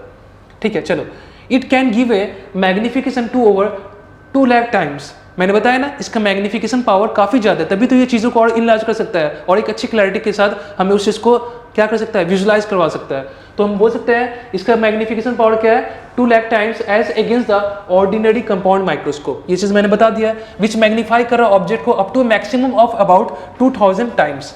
कंपाउंड माइक्रोस्कोप जो है हम लोग का, उसका वो कितना ऑब्जेक्ट को कितना बड़ा कर रहा है, वो चीज़ों को कितना बड़ा कर रहा है 2000 टाइम्स, और ये कितना कर रहा है 2 लाख टाइम्स। ठीक है, ये चीज़ समझ में आ रहा है। Ordinary compound microscope uses light which is bent by the glass lens to the magnify image। याद रखना, ये एग्जाम का क्वेश्चन है, ध्यान रखना है कि जो ऑर्डिनरी कंपाउंड माइक्रोस्कोप है उसके लिए यहाँ पे क्या यूज हो रहा है, लाइट यूज हो रहा है। लाइट, ध्यान रखना, लाइट यूज हो रहा है। मतलब एक ऑर्डिनरी कंपाउंड माइक्रोस्कोप के अंदर में अगर हमें किसी चीज़ों को विजुलाइज करना है, देखना है, तो उसके लिए हमें लाइट का रिक्वायरमेंट होगा, ध्यान रखना। ये डेट मीन्स यहाँ पे क्या यूज हो रहा है, लाइट यूज हो रहा है। यानी लाइट जब आएगा, ठीक है ना, उसके बाद वो ग्लास लेंस पे टकराएगा, बेंड होगा, उसके बाद वो मैग्नीफाई कर पाएगा और ऑब्जेक्ट को विजुलाइज करवा पाएगा। ठीक है ना। लेकिन यहाँ पे इलेक्ट्रॉन माइक्रोस्कोप में याद रखना, यहाँ पे बीम ऑफ इलेक्ट्रॉन यूज होता है, तभी तो उसका नाम है क्या, इलेक्ट्रॉन माइक्रोस्कोप। तो यहाँ पे बीम ऑफ इलेक्ट्रॉन यूज कर रहा है, जो बेंड होता है किसके द्वारा, मैग्नेट्स के द्वारा। ठीक है, ये चीज तुमको ध्यान रखना है। अब इलेक्ट्रॉन माइक्रोस्कोप का जो कंपोनेंट्स है, कैसे ये बना हुआ है, ये सब हमें नहीं जानना है, ये सब एग्जाम में नहीं आता है। ठीक है, चलो नेक्स्ट बात करते हैं हम लोग क्या, सेल थ्योरी के बारे में, कि what is cell theory. Cell theory क्या है। देखो, सबसे पहले अगर मैं बात करूं तो सेल थ्योरी का मतलब क्या होता है। सेल थ्योरी का मतलब याद रखना वो होता है जो सेल से रिलेटेड है। एक सेल थ्योरी में ऐसे चीज़ों के बारे में बात किया गया है कि भाई एक सेल के पास में क्या होना चाहिए, एक सेल के पास में होना चाहिए, एक सेल है, उसके चारों तरफ आउटर बाउंड्री है, सेल मेम्ब्रेन होगा। फिर अगर प्लांट सेल्स है तो सेल मेम्ब्रेन के बाहर की तरफ क्या होगा, सेल वॉल होगा। ठीक है ना, जो सेलुलोज का बना होगा मेनली, उसके अंदर में सेल मेम्ब्रेन होगा जो कि किसका बना होगा, PLP का बना होगा, प्रोटीन लिपिड प्रोटीन का बना होगा, जिसे हम लिपोप्रोटीन कहते हैं। सेल मेम्ब्रेन में के अंदर की तरफ, सेल मेम्ब्रेन के अंदर की तरफ क्या होगा, इस तरह से अगर बात करेंगे, सेल मेम्ब्रेन के अंदर की तरफ रहेगा क्या, cytoplasm, living content of a cells. ठीक है, साइटोप्लाज्म के अंदर में क्या होगा, सस्पेंडेड सेल ऑर्गेनेल्स होगा, माइटोकॉन्ड्रिया, तरह तरह के ऑर्गेनेल्स होंगे, एंडोप्लाज्मिक रेटिकुलम, गोल्जी बॉडी। ठीक है ना, उसके बाद क्या होगा, अंदर की तरफ न्यूक्लियस होगा, न्यूक्लियस के चारों तरफ क्या होगा, न्यूक्लियर मेम्ब्रेन होगा, जिसे न्यूक्लियर इन्वेलप कहते हैं। ये जिस समझ में आ रहा है, ये चीज क्लियर है। तो एक सेल्स का जो कंप्लीट स्ट्रक्चर है, मतलब एक सेल्स के बारे में सब कुछ होना चाहिए। ठीक है, अगर एक सेल के पास में सब कुछ है, सेल वॉल है, सेल मेम्ब्रेन, अगर वो प्लांट सेल है तो, अगर प्लांट सेल नहीं है तो सिर्फ एनिमल सेल्स का बात करेंगे, सेल मेम्ब्रेन हो गया, साइटोप्लाज्म हो गया, ठीक है ना, न्यूक्लियस हो गया, न्यूक्लियर मेम्ब्रेन हो गया, जेनेटिक मटेरियल होगा, साइटोप्लाज्म हो गया, सस्पेंडेड सेल ऑर्गेनेल हो गया। तो ये सब मिल करके फाइनली जो इसका सेलुलर कंपोनेंट से मिल करके वो एक कंप्लीट सेल्स को तैयार कर रहे हैं। तो एक सेल में अगर सब कुछ है तो वो सेल थ्योरी को फॉलो कर रहे हैं। लेकिन मान लो कोई ऐसा चीज़ है जो सेल नहीं है, या सेल्स के अंदर में वेल डिफाइंड न्यूक्लियस नहीं है, क्योंकि उसके चारों तरफ न्यूक्लियर मेम्ब्रेन नहीं है, न्यूक्लियर इन्वेलप नहीं है, तो वो क्या है, सेल थ्योरी को फॉलो नहीं कर रहा है। समझ में आ नहीं, मतलब तो वो चीज़ क्या आ जाएगा, सेल थ्योरी के लिए एक्सेप्शन बन जाएगा। तो अभी हम एक्सेप्शन का बात नहीं कर रहे हैं। ठीक है, क्लास 9 में तुम लोग एक्सेप्शन के बारे में बात नहीं करना है। यहाँ पे ये बताने वाले हैं तुम लोग को कि सेल थ्योरी क्या होता है। सेल थ्योरी जो है एक ऐसा थ्योरी जो सेल से रिलेटेड है, सेल ऐसा थ्योरी जिसको सेल फॉलो कर रहा है इस थ्योरी के अंदर में। ठीक है, जो सेल्स के बारे में, ऐसा थ्योरी जो सेल्स के बारे में दिया जा रहा है। ठीक है ना। इन 1838 में क्या हुआ था, मैथियास जैकोब स्लेडेन, ये एक साइंटिस्ट है जो कि एक क्या थे, एक जर्मन बॉटनिस्ट थे। जर्मन बॉटनिस्ट का मतलब समझ में आ रहा है। ठीक है, ये जर्मन कहने वाले थे और ये बॉटनिस्ट है। बॉटनिस्ट मतलब होते हैं जो प्लांट के ऊपर स्टडी करते हैं। ठीक है ना। एग्जामिन के a large number of plants and observe that all the plants are composed of different kind of cells which form the tissue of the plants। ठीक है, मतलब प्लांट्स के अंदर में जो अलग अलग तरह का टिश्यूज है उनको बनाने वाला, ठीक है, उनको बनाने के लिए किसका इस्तेमाल होता है, सेल्स का इस्तेमाल होता है। यानी ये जो मैथियास स्लेडेन साइंटिस्ट थे, इन्होंने सेल्स को स्ट्रक्चर के रूप में देख रहे थे। इनका मानना था कि जो प्लांट्स है उनका जो बॉडी है वो किसका बना हुआ है, उसको बनाने वाला क्या है, जो स्ट्रक्चर यूनिट है वो डेट इज अ सेल्स है। ठीक है। नेक्स्ट आया साइंटिस्ट, इसका नाम क्या था, at about the same time Theodor Schwann 1839 में इन्होंने बोला, ये एक ब्रिटिश है, ये जूलॉजिस्ट थे, यानी एनिमल के ऊपर में स्टडी किए थे। याद रखना, जो थियोडर सॉन थे इन्होंने ब्रिटिश जूलॉजिस्ट थे, इन्होंने एनिमल सेल्स के ऊपर तो एनिमल सेल्स को देखा ही था, लेकिन इन्होंने प्लांट टिश्यूज को भी देखा था। ये बात ध्यान रखना, स्टडी किया था क्या, different type of animal cells. अलग अलग तरह के एनिमल सेल्स को इन्होंने क्या किया था, देखा था। इन्होंने क्या किया था, डिफरेंट टाइप के अलग अलग एनिमल सेल्स को देखा और क्या रिपोर्ट दिया, क्या बताया, that cells had a thin outer layer which is today known as plasma membrane. यानी ये इन्होंने क्या किया, जब इन्होंने एक एनिमल के अंदर में अलग अलग तरह के एनिमल सेल्स को देखा तो उन्होंने क्या पाया, उन्होंने क्या रिपोर्ट दिया, उन्होंने बताया कि हर एनिमल सेल्स के चारों तरफ अपना एक पतला सा थिन लिविंग बाउंड्री है जिसे हम क्या कहते हैं आज के टाइम पे सेल मेम्ब्रेन, जिसका दूसरा नाम है प्लाज्मा मेम्ब्रेन और प्लाज्मा लेमा। ये बात इन्होंने कहा, ठीक है, थियोडोर शिवॉन ने। On the basis of this Schwann, ठीक है, propose that all the body of the animals and plants are composed of cell and product of cells, ठीक है ना। तो इन्होंने कहा कि भाई शॉन ने क्या किया, इन सारे चीज़ों को, मतलब शॉन जो मेथासेल्डेन और थियोडोर शिवॉन, ठीक है ना, मेथासेल्डेन थियोडोर शिवॉन जो थे ना, ये शॉन मतलब ये प्रपोज किए, मतलब मैंने तो तुम्हें बता दिया कि भाई जो थियोडोर शिवॉन थे ना, इन्होंने एनिमल सेल्स को तो देखा ही था, बल्कि एनिमल सेल्स के अलावा इन्होंने प्लांट सेल्स को भी देखा, प्लांट टिश्यूज को भी स्टडी किया, देखा उसके बारे में। तो इन चीज़ों को स्टडी करने के बाद इनको क्या कंक्लूजन मिला, इनको कंक्लूजन मिला कि भाई इसी बेसिस पे इन्होंने बताया, जो इन्होंने स्टडी किया उस बेसिस पे इन्होंने क्या बात रखा, इन्होंने बात रखा कि भाई चाहे वो प्लांट हो चाहे वो एनिमल हो, या तो वो सेल्स का बना हुआ है, सेल्स का बना हुआ और किसका बना हुआ है, प्रोडक्ट ऑफ सेल्स का बना हुआ है। किसका बना हुआ है, प्रोडक्ट ऑफ सेल्स का बना हुआ है, मतलब उसमें सेल्स के अंदर कंपोनेंट्स भी तो होंगे, ठीक है। चलो नेक्स्ट क्या बात कर रहा है, he also concluded based on his studies on the plant tissues that the presence of a cell wall is a unique character of the plant cell। देखो ये वाला स्टेटमेंट जो है देखने के बाद तुमको लगेगा कि ये स्टेटमेंट प्लांट के बारे में कहा जा रहा है, तो ये जोड़ मेथासेल्डेन हो गया, क्योंकि मेथासेल्डेन ने प्लांट के ऊपर स्टडी किया था, प्लांट के बारे में बताया था। लेकिन याद रखना ये जो स्टेटमेंट है ना, ये याद रखना ये थियोडोर शिवॉन का है, ये मेथासेल्डेन का नहीं है, क्योंकि मैंने अभी बताया है, क्योंकि थियोडोर शिवॉन जो है ये प्लांट सेल्स को तो एनिमल सेल्स को तो देखा ही था, बल्कि इन्होंने प्लांट सेल्स एनिमल सेल्स के अलावा इन्होंने प्लांट टिश्यूज को भी देखा था, उन सेल्स को भी देखा था। और देखने के बाद क्या बताया कि भाई प्लांट सेल्स के चारों तरफ उसका जो आउटर मोस्ट बाउंड्री है that is a cell wall, और वो सेल वॉल जो है वो प्लांट सेल्स का एक यूनिक कैरेक्टर है। मतलब वो सेल वॉल जो है वो आउटर मोस्ट बाउंड्री है सिर्फ और सिर्फ प्लांट सेल्स का। एनिमल सेल्स में क्या नहीं मिलता है, सेल वॉल नहीं मिलता है। यानी एनिमल सेल्स का जो आउटर मोस्ट बाउंड्री है वो लिविंग बाउंड्री है, और उसे हम क्या कहते हैं, प्लाज्मा मेम्ब्रेन कहते हैं, जो कि प्रोटीन, लिपिड और प्रोटीन का फॉर्म बना होता है, ठीक है। अच्छा, ये बात तो मेथासेल्डेन और थियोडोर शिवॉन ने कह दिया, लेकिन एक इंपॉर्टेंट बात क्या कि एक जो है मेरे पास एक कमेंट रह गया था जो मेथासेल्डेन और थियोडोर शिवॉन ने नहीं बताया था। ये जानकारी जो था, इस जानकारी को देने वाले साइंटिस्ट का नाम था रुडोल्फ वर्को। अब क्या बात छूट गया भाई सेल थ्योरी के लिए, सेल थ्योरी के लिए भी एक पॉइंट जो था वो इन्होंने नहीं बताया। क्या नहीं बताया, देखो रुडोल्फ वर्को ने कहा 1855 में, ये सन याद रखना, एग्जाम के पॉइंट ऑफ व्यू से इंपॉर्टेंट कई बार पूछ लेता है। रुडोल्फ वर्को 1855 में एक्सटेंड किया गया सेल थ्योरी को, मतलब रुडोल्फ वर्को ने एक एडिशनल पॉइंट को मेंशन करके सेल थ्योरी में, है ना, सेल थ्योरी को हल्का सा एक्सटेंड कर दिया, क्योंकि भाई उन्होंने तो ये बात नहीं बताया, कुछ बातें रह गया, जो बातें बच गया उसको बताने वाले साइंटिस्ट का नाम क्या है, रुडोल्फ वर्को। इन्होंने क्या किया, सेल थ्योरी के लिए इन्होंने कहा कि भाई मेथासेल्डेन और थियोडोर शिवॉन, तुमने एक बात नहीं बताया। क्या नहीं बताया, तुमने एक बात सेल थ्योरी के लिए नहीं बताया, उस बात को मैं बता रहा हूँ, और मैं ये सेल थ्योरी में ये बात बता करके हम क्या कर रहे हैं, सेल थ्योरी में उस पॉइंट को ऐड करके हम थोड़ा सा सेल थ्योरी को एक्सटेंड कर देते हैं, ठीक है। और वो बात क्या था, वो बात ये था कि हर सेल अपने पुराने वाले सेल से क्या करता है, अराइज करता है।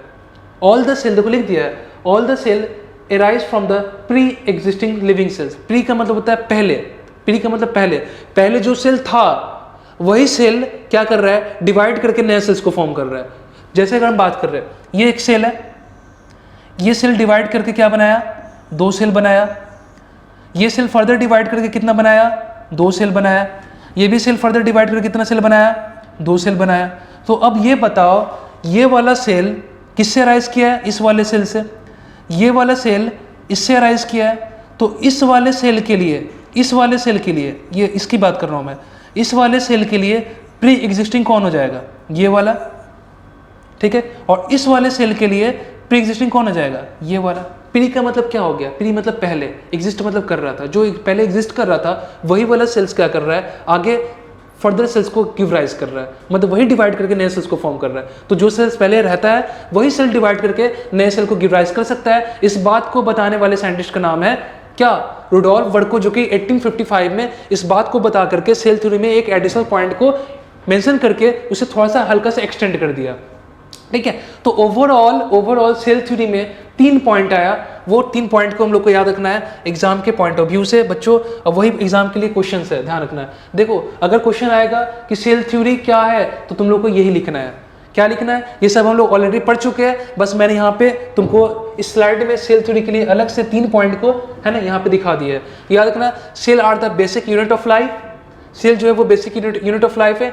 Every organisms is made up of cells. हर ऑर्गेनिजम्स क्या है? सेल्स का बना हुआ है। इस बात को कहने वाले मैथास, सेल्डेन एंड शॉन थे। और ये बात किसने कहा था? Every cell comes from the pre existing cell. इस बात को कहने वाले साइंटिस्ट का नाम क्या था? रुडोल्फ वर्को था, जो कि 1855 में इस बात को उन्होंने कहा था, ठीक है। चलो तो ये क्या हो गया मेरे पास में? सेल थ्योरी हो गया। अगर एग्जाम में आता है question what is cell theory, ठीक है, तो ये तुम लोग लिख देना, ये इंपॉर्टेंट है, ध्यान रखना। सारा नोट्स सब कुछ क्लियर है यहीं पे, कुछ भी तुमको अलग से करना नहीं है। अच्छे से लेक्चर को अटेंड करो, यहाँ पे हम लोग सारे लेक्चर कंप्लीट कराएंगे। इस चैप्टर से हर एक टॉपिक से किस तरह का क्वेश्चन आएगा, जो मोस्ट फ्रीक्वेंटली आस्क्ड क्वेश्चन होता है, उन सारे क्वेश्चंस को हम लोग यहाँ पे कराएंगे इस वीडियोस के अंदर में। तुम लोग अच्छे से इसको करना है, और जो भी करना है अच्छे तरीके से स्टार्टिंग से करना है तुम लोग को, ठीक है। बीच से किसी को नहीं पढ़ना है, जो भी करना है स्टार्टिंग से करना है। चलो आगे बात कर रहा हूं मैं। अब देखो अब क्या कह रहा है? Cell are generally remain small in size and this so for 2 main reason. याद रखना, तुमको ध्यान रखना है कि सेल जो है वो जनरली क्या है? छोटे साइज का है, ठीक है। And this is so for the 2 main reason. क्यों? ऐसा क्यों? देखो एक चीज ध्यान रखना है तुम लोग को, सेल को छोटा बनाया गया है, ठीक है। सेल को क्या बनाया गया? एकदम छोटा बनाया गया, माइक्रोस्कोपिक बनाया गया। सेल जितना छोटा होगा, ठीक है, सेल जितना छोटा होगा, ठीक है, मतलब ऐसा मान के चलते हैं हम लोग कि भाई सेल जो है वो किसी न किसी स्ट्रक्चर का फंडामेंटल यूनिट होगा, स्ट्रक्चरल यूनिट होगा। ह्यूमन बॉडी का हो सकता है, हमारे किसी ऑर्गन का हो सकता है, लाइक लीवर का हो सकता है, जैसे हिपैटोसाइट सेल्स हो गया, है ना, किडनी का हो सकता है, ठीक है ना।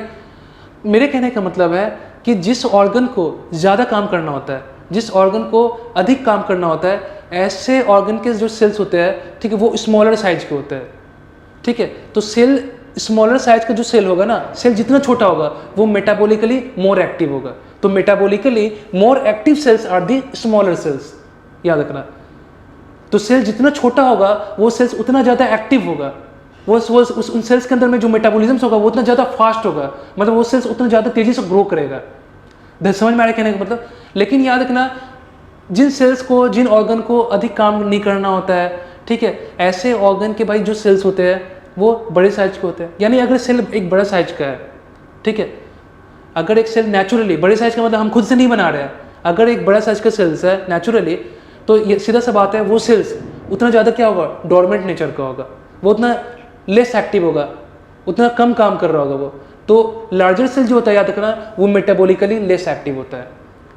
तो कोई भी सेल जितना ज़्यादा छोटा होगा वो मेटाबॉलिकली मोर एक्टिव होगा, जो सेल जितना ज़्यादा बड़ा होगा वो मेटाबॉलिकली लेस एक्टिव होगा। यही कारण है कि नेचर में, प्रकृति में भाई, जो सेल्स का साइज है ना, जो सेल्स का शेप को बनाया गया है, सेल का साइज को बनाया गया, वो छोटा बनाया गया, क्योंकि सेल जितना ज़्यादा छोटा रहेगा वो मेटाबॉलिकली ज़्यादा एक्टिव रहेगा, ठीक है ना, ताकि फंक्शंस कैसे हो सके, फंक्शन इफेक्टिवली कर सके, एफिशिएंटली फंक्शंस को परफॉर्म करने के लिए सेल्स के साइज को क्या बनाया गया? स्मॉल बनाया गया, छोटा बनाया गया।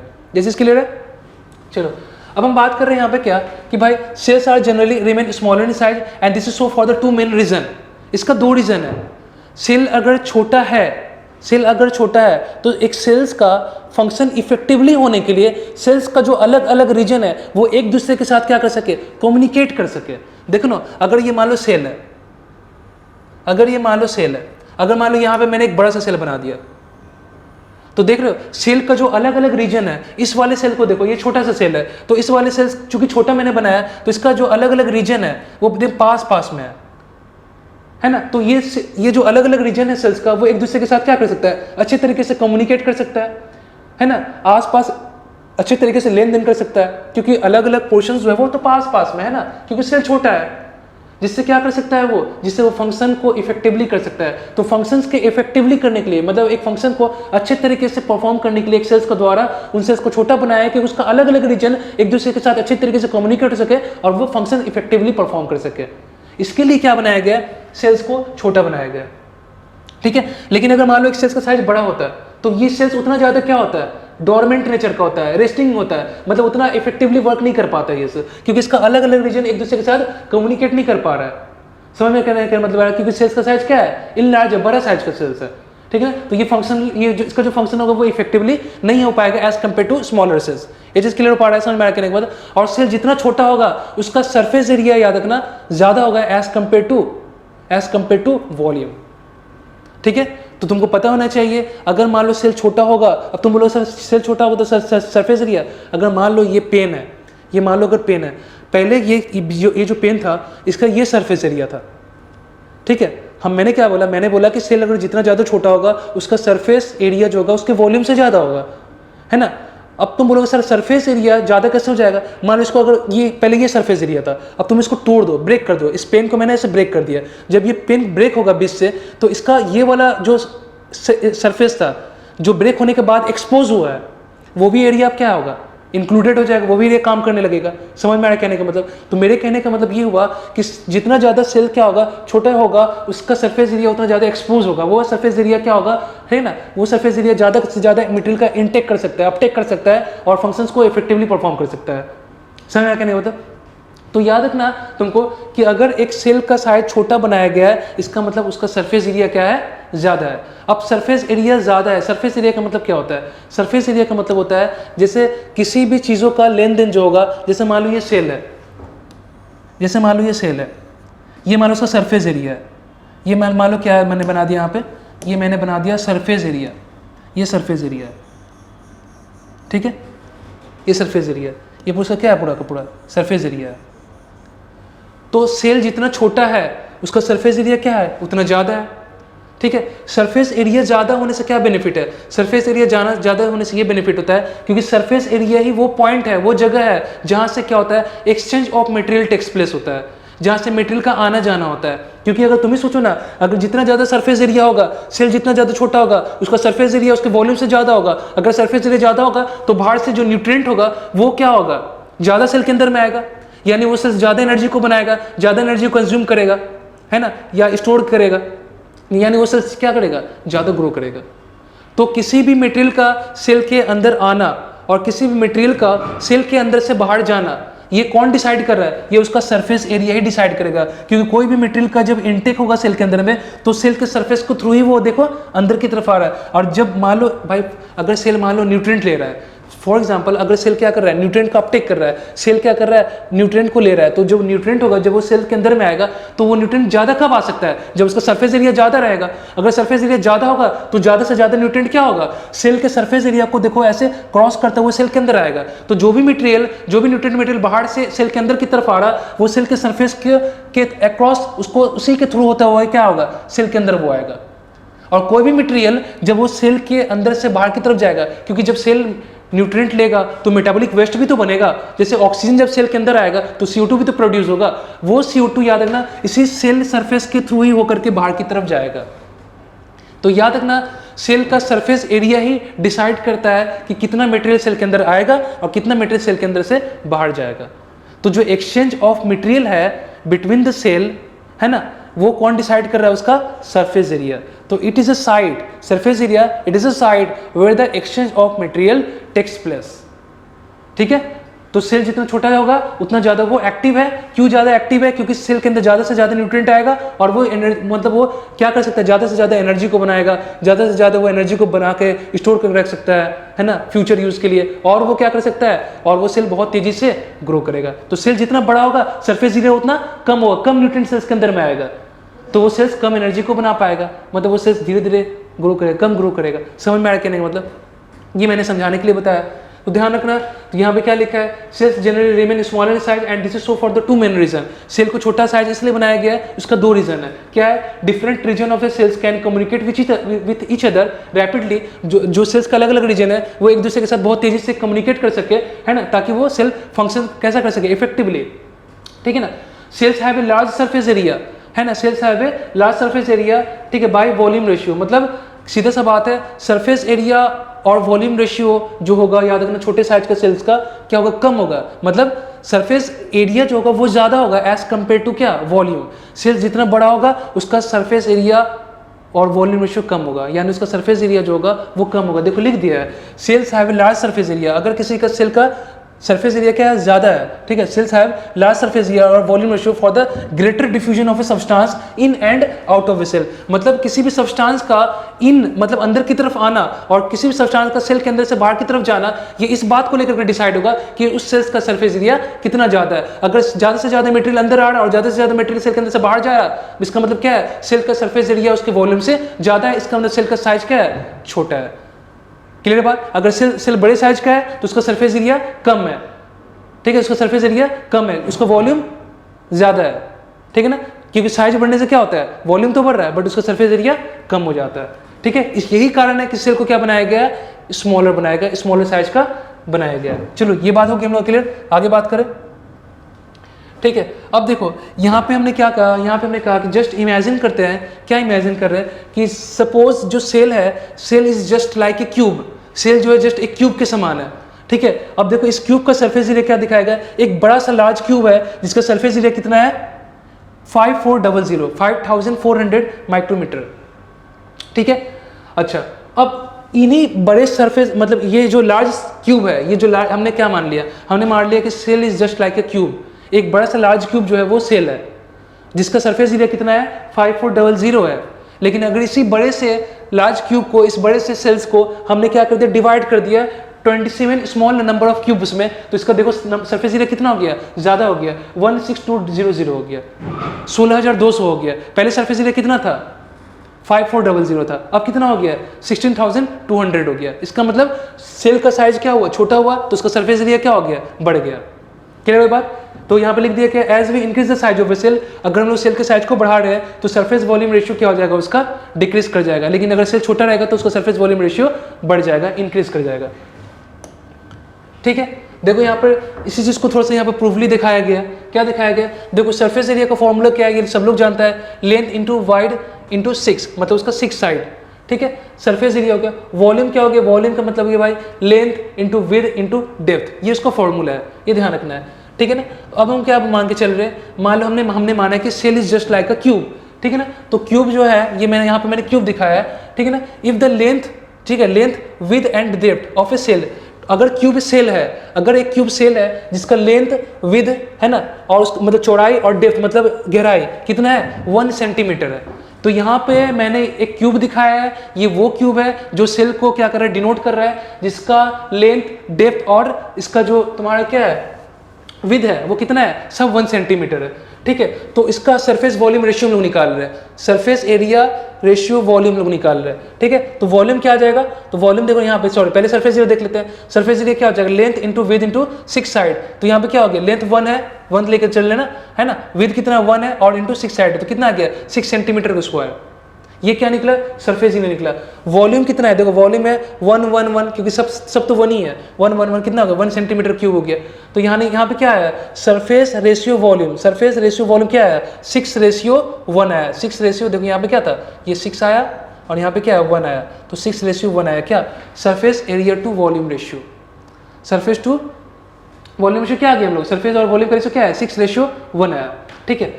अब क्या है, if the length width and depth, second condition में क्या लेके चल रहे हैं, सेकेंड कंडीशन लेके चल रहे हैं कि मान लो सेल के साइज को थोड़ा सा और बड़ा कर दिए, क्यूब का साइज को हम लोग बड़ा कर दिया, और ये क्यूब सेल है, तो ये क्यूब का साइज जब बड़ा हुआ तो इसका लेंथ बढ़ गया, है ना। लेंथ क्या है, लेंथ विद और डेप्थ सब क्या हो जाएगा 2 सेंटीमीटर ले लिए, पहले क्या था 1 सेंटीमीटर था, अब कितना है 2 सेंटीमीटर है। तो सरफेस एरिया कैसे निकालेंगे, वही सेम फॉर्मूला, लेंथ विद और इसका 6 साइड 2 और 6 बैठाएंगे तो क्या आ जाएगा 24 सेंटीमीटर स्क्वायर। तो ये सरफेस एरिया आ गया, वॉल्यूम क्या हो जाएगा 2 हो जाएगा 8 सेंटीमीटर क्यूब, तो क्या हो गया सरफेस रेशियो वॉल्यूम क्या हो गया 24, ये आया था और यहाँ पे क्या आया था 8 आया था, 24:8 आएगा, तो सरफेस टू वॉल्यूम रेशियो क्या हो गया 3:1 आ गया। ये तुम लोग मतलब कट करके कैलकुलेट कर लोगे तो कितना आ जाएगा 3:1 आएगा। तो तुम देखो यहाँ पे जब सेल का साइज क्या था 111 था, तो सरफेस वॉल्यूम रेशियो क्या था 6:1 था, सरफेस एरिया 6 था, वॉल्यूम क्या था 1 था, लेकिन सेल का साइज को क्या कर दिया और बड़ा कर दिया। जब सेल का साइज को और बड़ा किए तो सरफेस एरिया कितना हो गया, देखो 3 हो गया, वॉल्यूम क्या है 1। समझ में आ रहा? तो देख रहे हो वॉल्यूम के तुलना पहले ये वॉल्यूम था, ये वॉल्यूम था, ये सरफेस एरिया था, तो सरफेस एरिया देखो कितना है 6 टाइम्स है, 6 टाइम्स है वॉल्यूम का, समझ में आया कि नहीं मतलब, लेकिन सेल का साइज को थोड़ा सा और बड़ा कर दिए तो अब जो है सरफेस एरिया, साइज बढ़ने से क्या होता है, इसका सरफेस एरिया कम होता है ना, तो देखो ना सेल का साइज को बड़ा कर दिया, 2 सेंटीमीटर कर दिया, तो अब इसका सरफेस एरिया कितना आया, 3 आ गया, यानी पहले से क्या हो गया, हाफ हो गया। समझ में आया कि नहीं मतलब, यानी अब कितना है, वॉल्यूम का 3 टाइम्स है, पहले क्या था 6 टाइम्स था। ठीक है, अब अगर हम नेक्स्ट बात करें, और बड़ा कर दो सेल के साइज को, और बड़ा कर दिए, देखो यहाँ पे क्या है, if the length width and depth of the cell 3 centimetre कर दिए, 3 सेंटीमीटर, पहले 1 था फिर 2 किए फिर 3 सेंटीमीटर किए और बड़ा कर दिए, तो बड़ा करने के बाद फाइनली क्या है मेरे पास में, सरफेस एरिया आया 54 सेंटीमीटर स्क्वायर और जो वॉल्यूम आया वो कितना है 27 सेंटीमीटर क्यूब। ठीक है, अब क्या होगा सर, अब सरफेस रेशियो वॉल्यूम निकाले तो क्या आया 54:27, कितना है, सरफेस टू वॉल्यूम रेशियो है 2:1। अब देखो सरफेस एरिया पहले क्या था 6 था फिर 3 हुआ, अब क्या हो गया 2 हो गया, है ना, पहले वॉल्यूम की तुलना में 6 टाइम्स था, अब फिर 3 टाइम्स हुआ, और थर्ड कंडीशन में क्या हो गया, अब ये 2 टाइम्स है, मतलब डबल है। सर मैं तो क्या क्या हो रहा है, पहले 6 था फिर 2 हुआ, और फिर पहले 6 था फिर 3 हुआ फिर 2 हो गया। इसका मतलब क्या हुआ, इसका मतलब ये हुआ कि जैसे जैसे सेल का साइज को बढ़ाया जा रहा है वैसे वैसे उसका सरफेस एरिया जो हो रहा है वो घटता चला जा रहा है। तो साइज बढ़ने से सरफेस एरिया कम होगा, साइज घटने से सरफेस एरिया ज़्यादा होगा एज कम्पेयर टू वॉल्यूम। ये चीज़ क्लियर हुआ, ये जिस समझ में आ गया, तो यहाँ पर लिख दिया है सेल जितना छोटा होगा वो सेल्स मेटाबॉलिकली मोर एक्टिव होगा, यानी मोर एक्टिव सेल्स कहने का मतलब हो गया कि सरफेस एरिया ही उसका डिसाइड करता है कितना न्यूट्रिएंट का अपटेक कर रहा है। सरफेस एरिया ज़्यादा तो ज़्यादा से ज़्यादा न्यूट्रिएंट का अपटेक होगा, और वो मेटाबॉलिकली एक्टिव इसलिए हो जा रहा है क्योंकि बहुत जल्दी जल्दी वो क्या कर सकता है, एटीपी को बना सकता है। ठीक है, सेल्स का साइज छोटा है, एक अलग अलग रीजन ऑफ सेल्स को कम्युनिकेट कर सकता है टू फंक्शन इफेक्टिवली। सर मैं कहने का मतलब, तो यानी more active cells are the smaller in size, ये बात तो क्लियर हो चुका है तुम लोग को। ठीक है, अच्छा इसी चीज को हम और देख लेते क्या, ये पॉइंट ध्यान रखना, smaller cells have the more surface volume ratio. ठीक है, अगर सेल क्या है स्मॉलर साइज का है तो उसका सरफेस वॉल्यूम रेशियो क्या है, देखो यार मोर है, ज्यादा है। ठीक है, अगर सरफेस वॉल्यूम रेशियो ज्यादा है तो more surface area as compare to volume, जैसा कि देखे ही थे। ठीक है ना, तो ज्यादा से ज्यादा न्यूट्रिएंट क्या होगा, अपटेक करेगा वो, क्योंकि सरफेस एरिया ज्यादा है, और वो सेल्स कैसा होगा, ज्यादा एक्टिव होगा, मोर एक्टिव होगा। ये चीज क्लियर हो गया, चलो इस पॉइंट को तुम लोग नोट कर लो।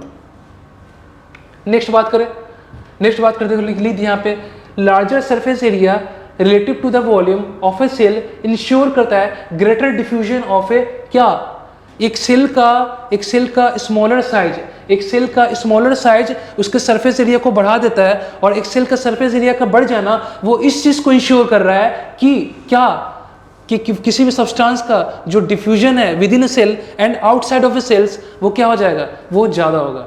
सर मैं कहने का मतलब, तो याद रखना large surface area relative to the volume of a cell, अगर किसी सेल्स का सरफेस एरिया उसके वॉल्यूम के रिलेटिव में ज़्यादा है तो वो इस चीज़ को इंश्योर कर रहा है कि ग्रेटर तरीके से क्या होगा, किसी सब्सटेंस का इन एंड आउट हो सकता है उस सेल्स में से। ठीक है, तो यहाँ पे क्या होगा, किसका डिफ्यूजन हो रहा है, याद रखना nutrient into the cell, surface area ज़्यादा होगा तो ज़्यादा से ज़्यादा न्यूट्रिएंट्स सेल्स के अंदर में आएगा। ठीक है, ये इस चीज़ को इंश्योर कर रहा है। Metabolic waste from the interior to the outside of a cell, अब सेल न्यूट्रिएंट लेगा तो मेटाबॉलिक वेस्ट भी तो बनेगा, लाइक CO2।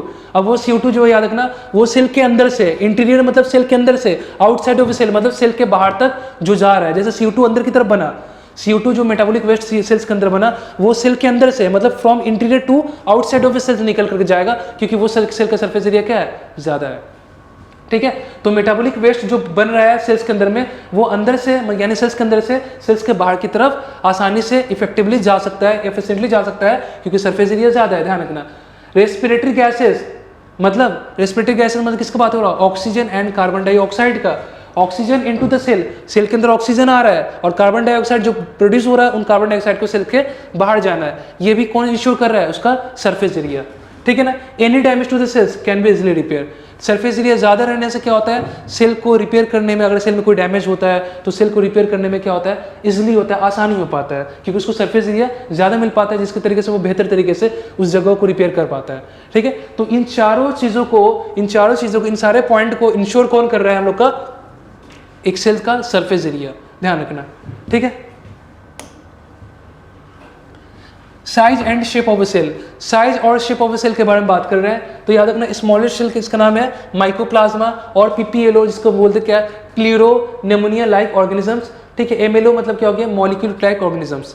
ठीक है ना, अच्छा मॉलिक्यूल लाइक ऑर्गेनिज्म जिसका साइज क्या है 0.1 से लेकर 0.5 माइक्रोमीटर है, ध्यान रखना इसको। ये स्मॉलेस्ट सेल है, ये कुछ रिमेंबर पॉइंट्स है, आप लोगों को ध्यान रखना है इसको। स्मॉलेस्ट बैक्टीरिया, डायलिस्टर्स, न्यूमोसेंटर्स है, लार्जेस्ट तुम्हारा longest animal cells nerve cells, sciatic nerve 90 centimetre का है। स्मॉलेस्ट आरबीसी याद रखना, RBC of musk deer 1.4 1.5 micrometre. Normal human blood size जो होता है वो 6 to 8 माइक्रोमीटर होता है। Smallest virus rhino virus. Largest cells egg of ostrich, ये तुम लोग जानते हो। लार्जेस्ट वायरस यहाँ पे याद रखना वैक्सीनी और वेरियोला वायरस, ठीक है, ये से ध्यान रखना है। और ये तो बात हुआ हम लोग का साइज के बारे में।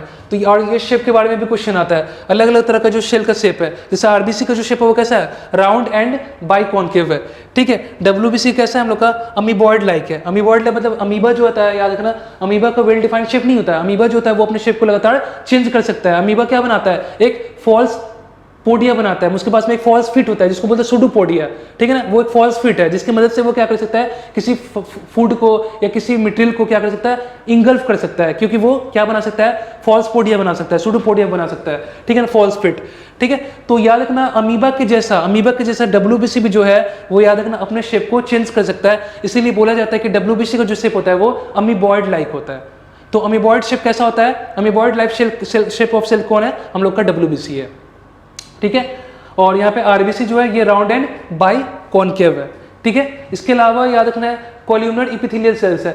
इपिथेलियल सेल्स क्या होता है, बस इतना याद रखना है, ये एक सेल्स का बना हुआ है, एक शीट होता है जो कि क्या करता है, ये हमारे जो विसेरा ऑर्गन्स होते हैं, जो इंटरनल ऑर्गन्स होते हैं, उनके बाहर और उनके अंदर में ये प्रेजेंट होता है। तो ये याद रखना, ये कवरिंग होता है। इपिथेलियल सेल्स जो है मतलब इपिथेलियम जो है वो एक लेयर्स का नाम है, एक लाइनिंग का नाम है। जो इसके अंदर में जो सेल्स है वो इपिथेलियल सेल्स है, ठीक है। एक सेल्स ऑफ सीट्स होता है जो किसी भी विसरल ऑर्गन के बाहर की तरफ और ये अंदर की तरफ प्रेजेंट हो सकता है।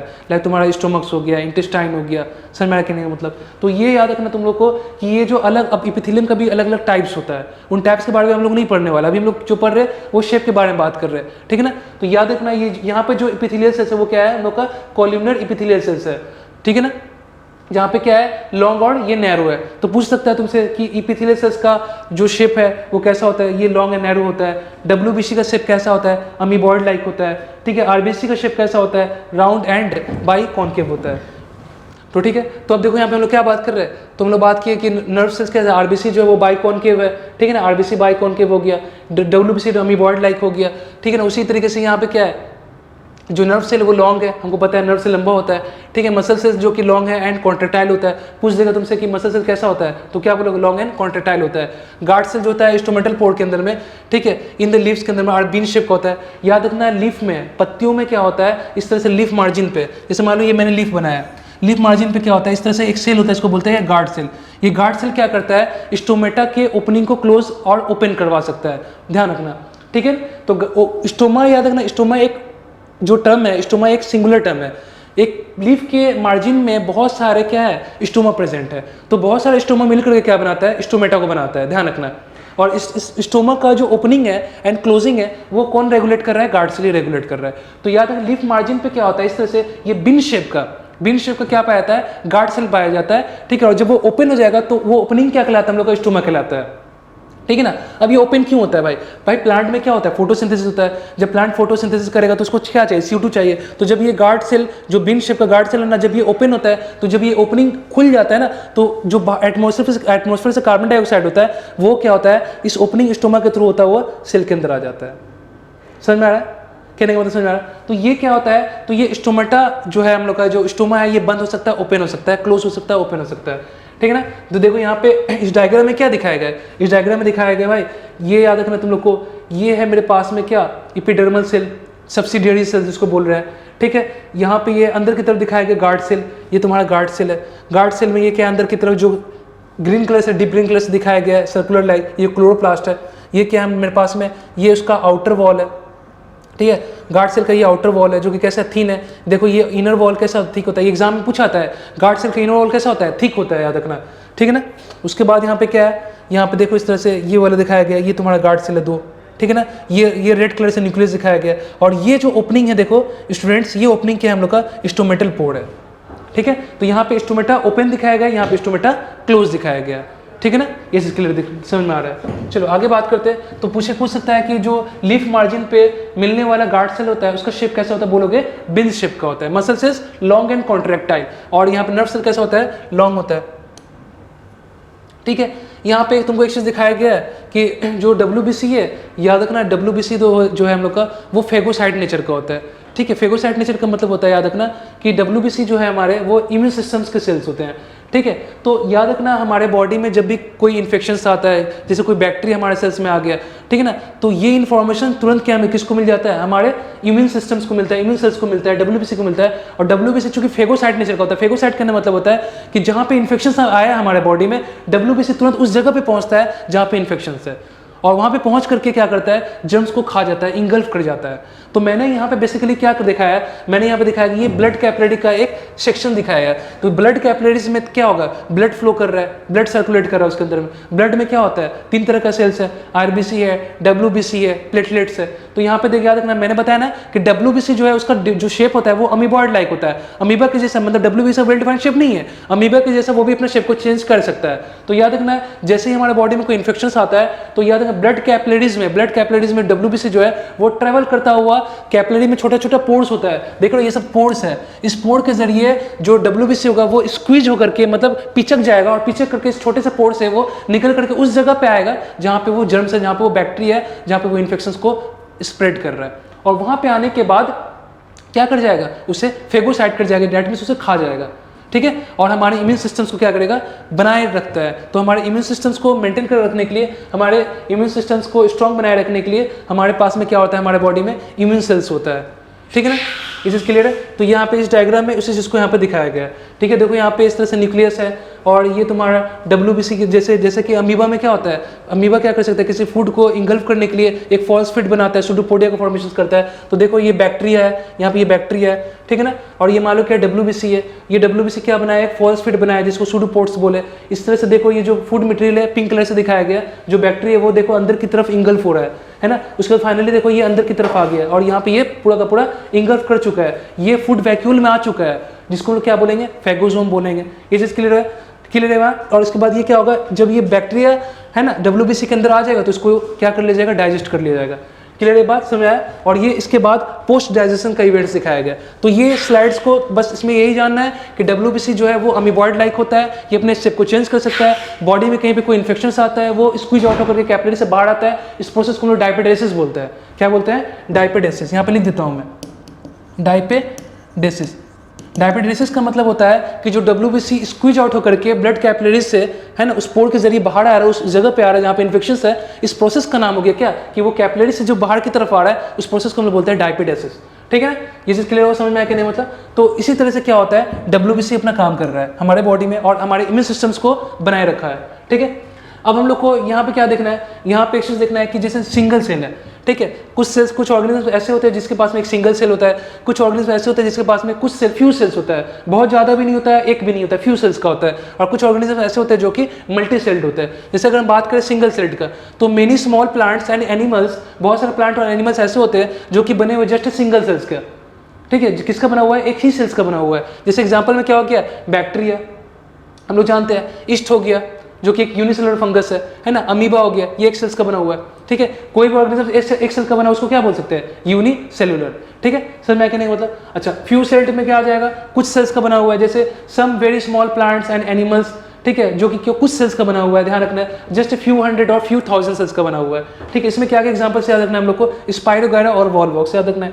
मल्टी सेल्स का बात कर रहे हैं तो most plant and animals we see around the including our cells, जिसमें हम लोग खुद को भी इंक्लूड कर रहे हैं, और made up of million and billion of cells, जैसे कि इसमें ह्यूमन बींग हो जाएगा और मैंग हो जाएगा।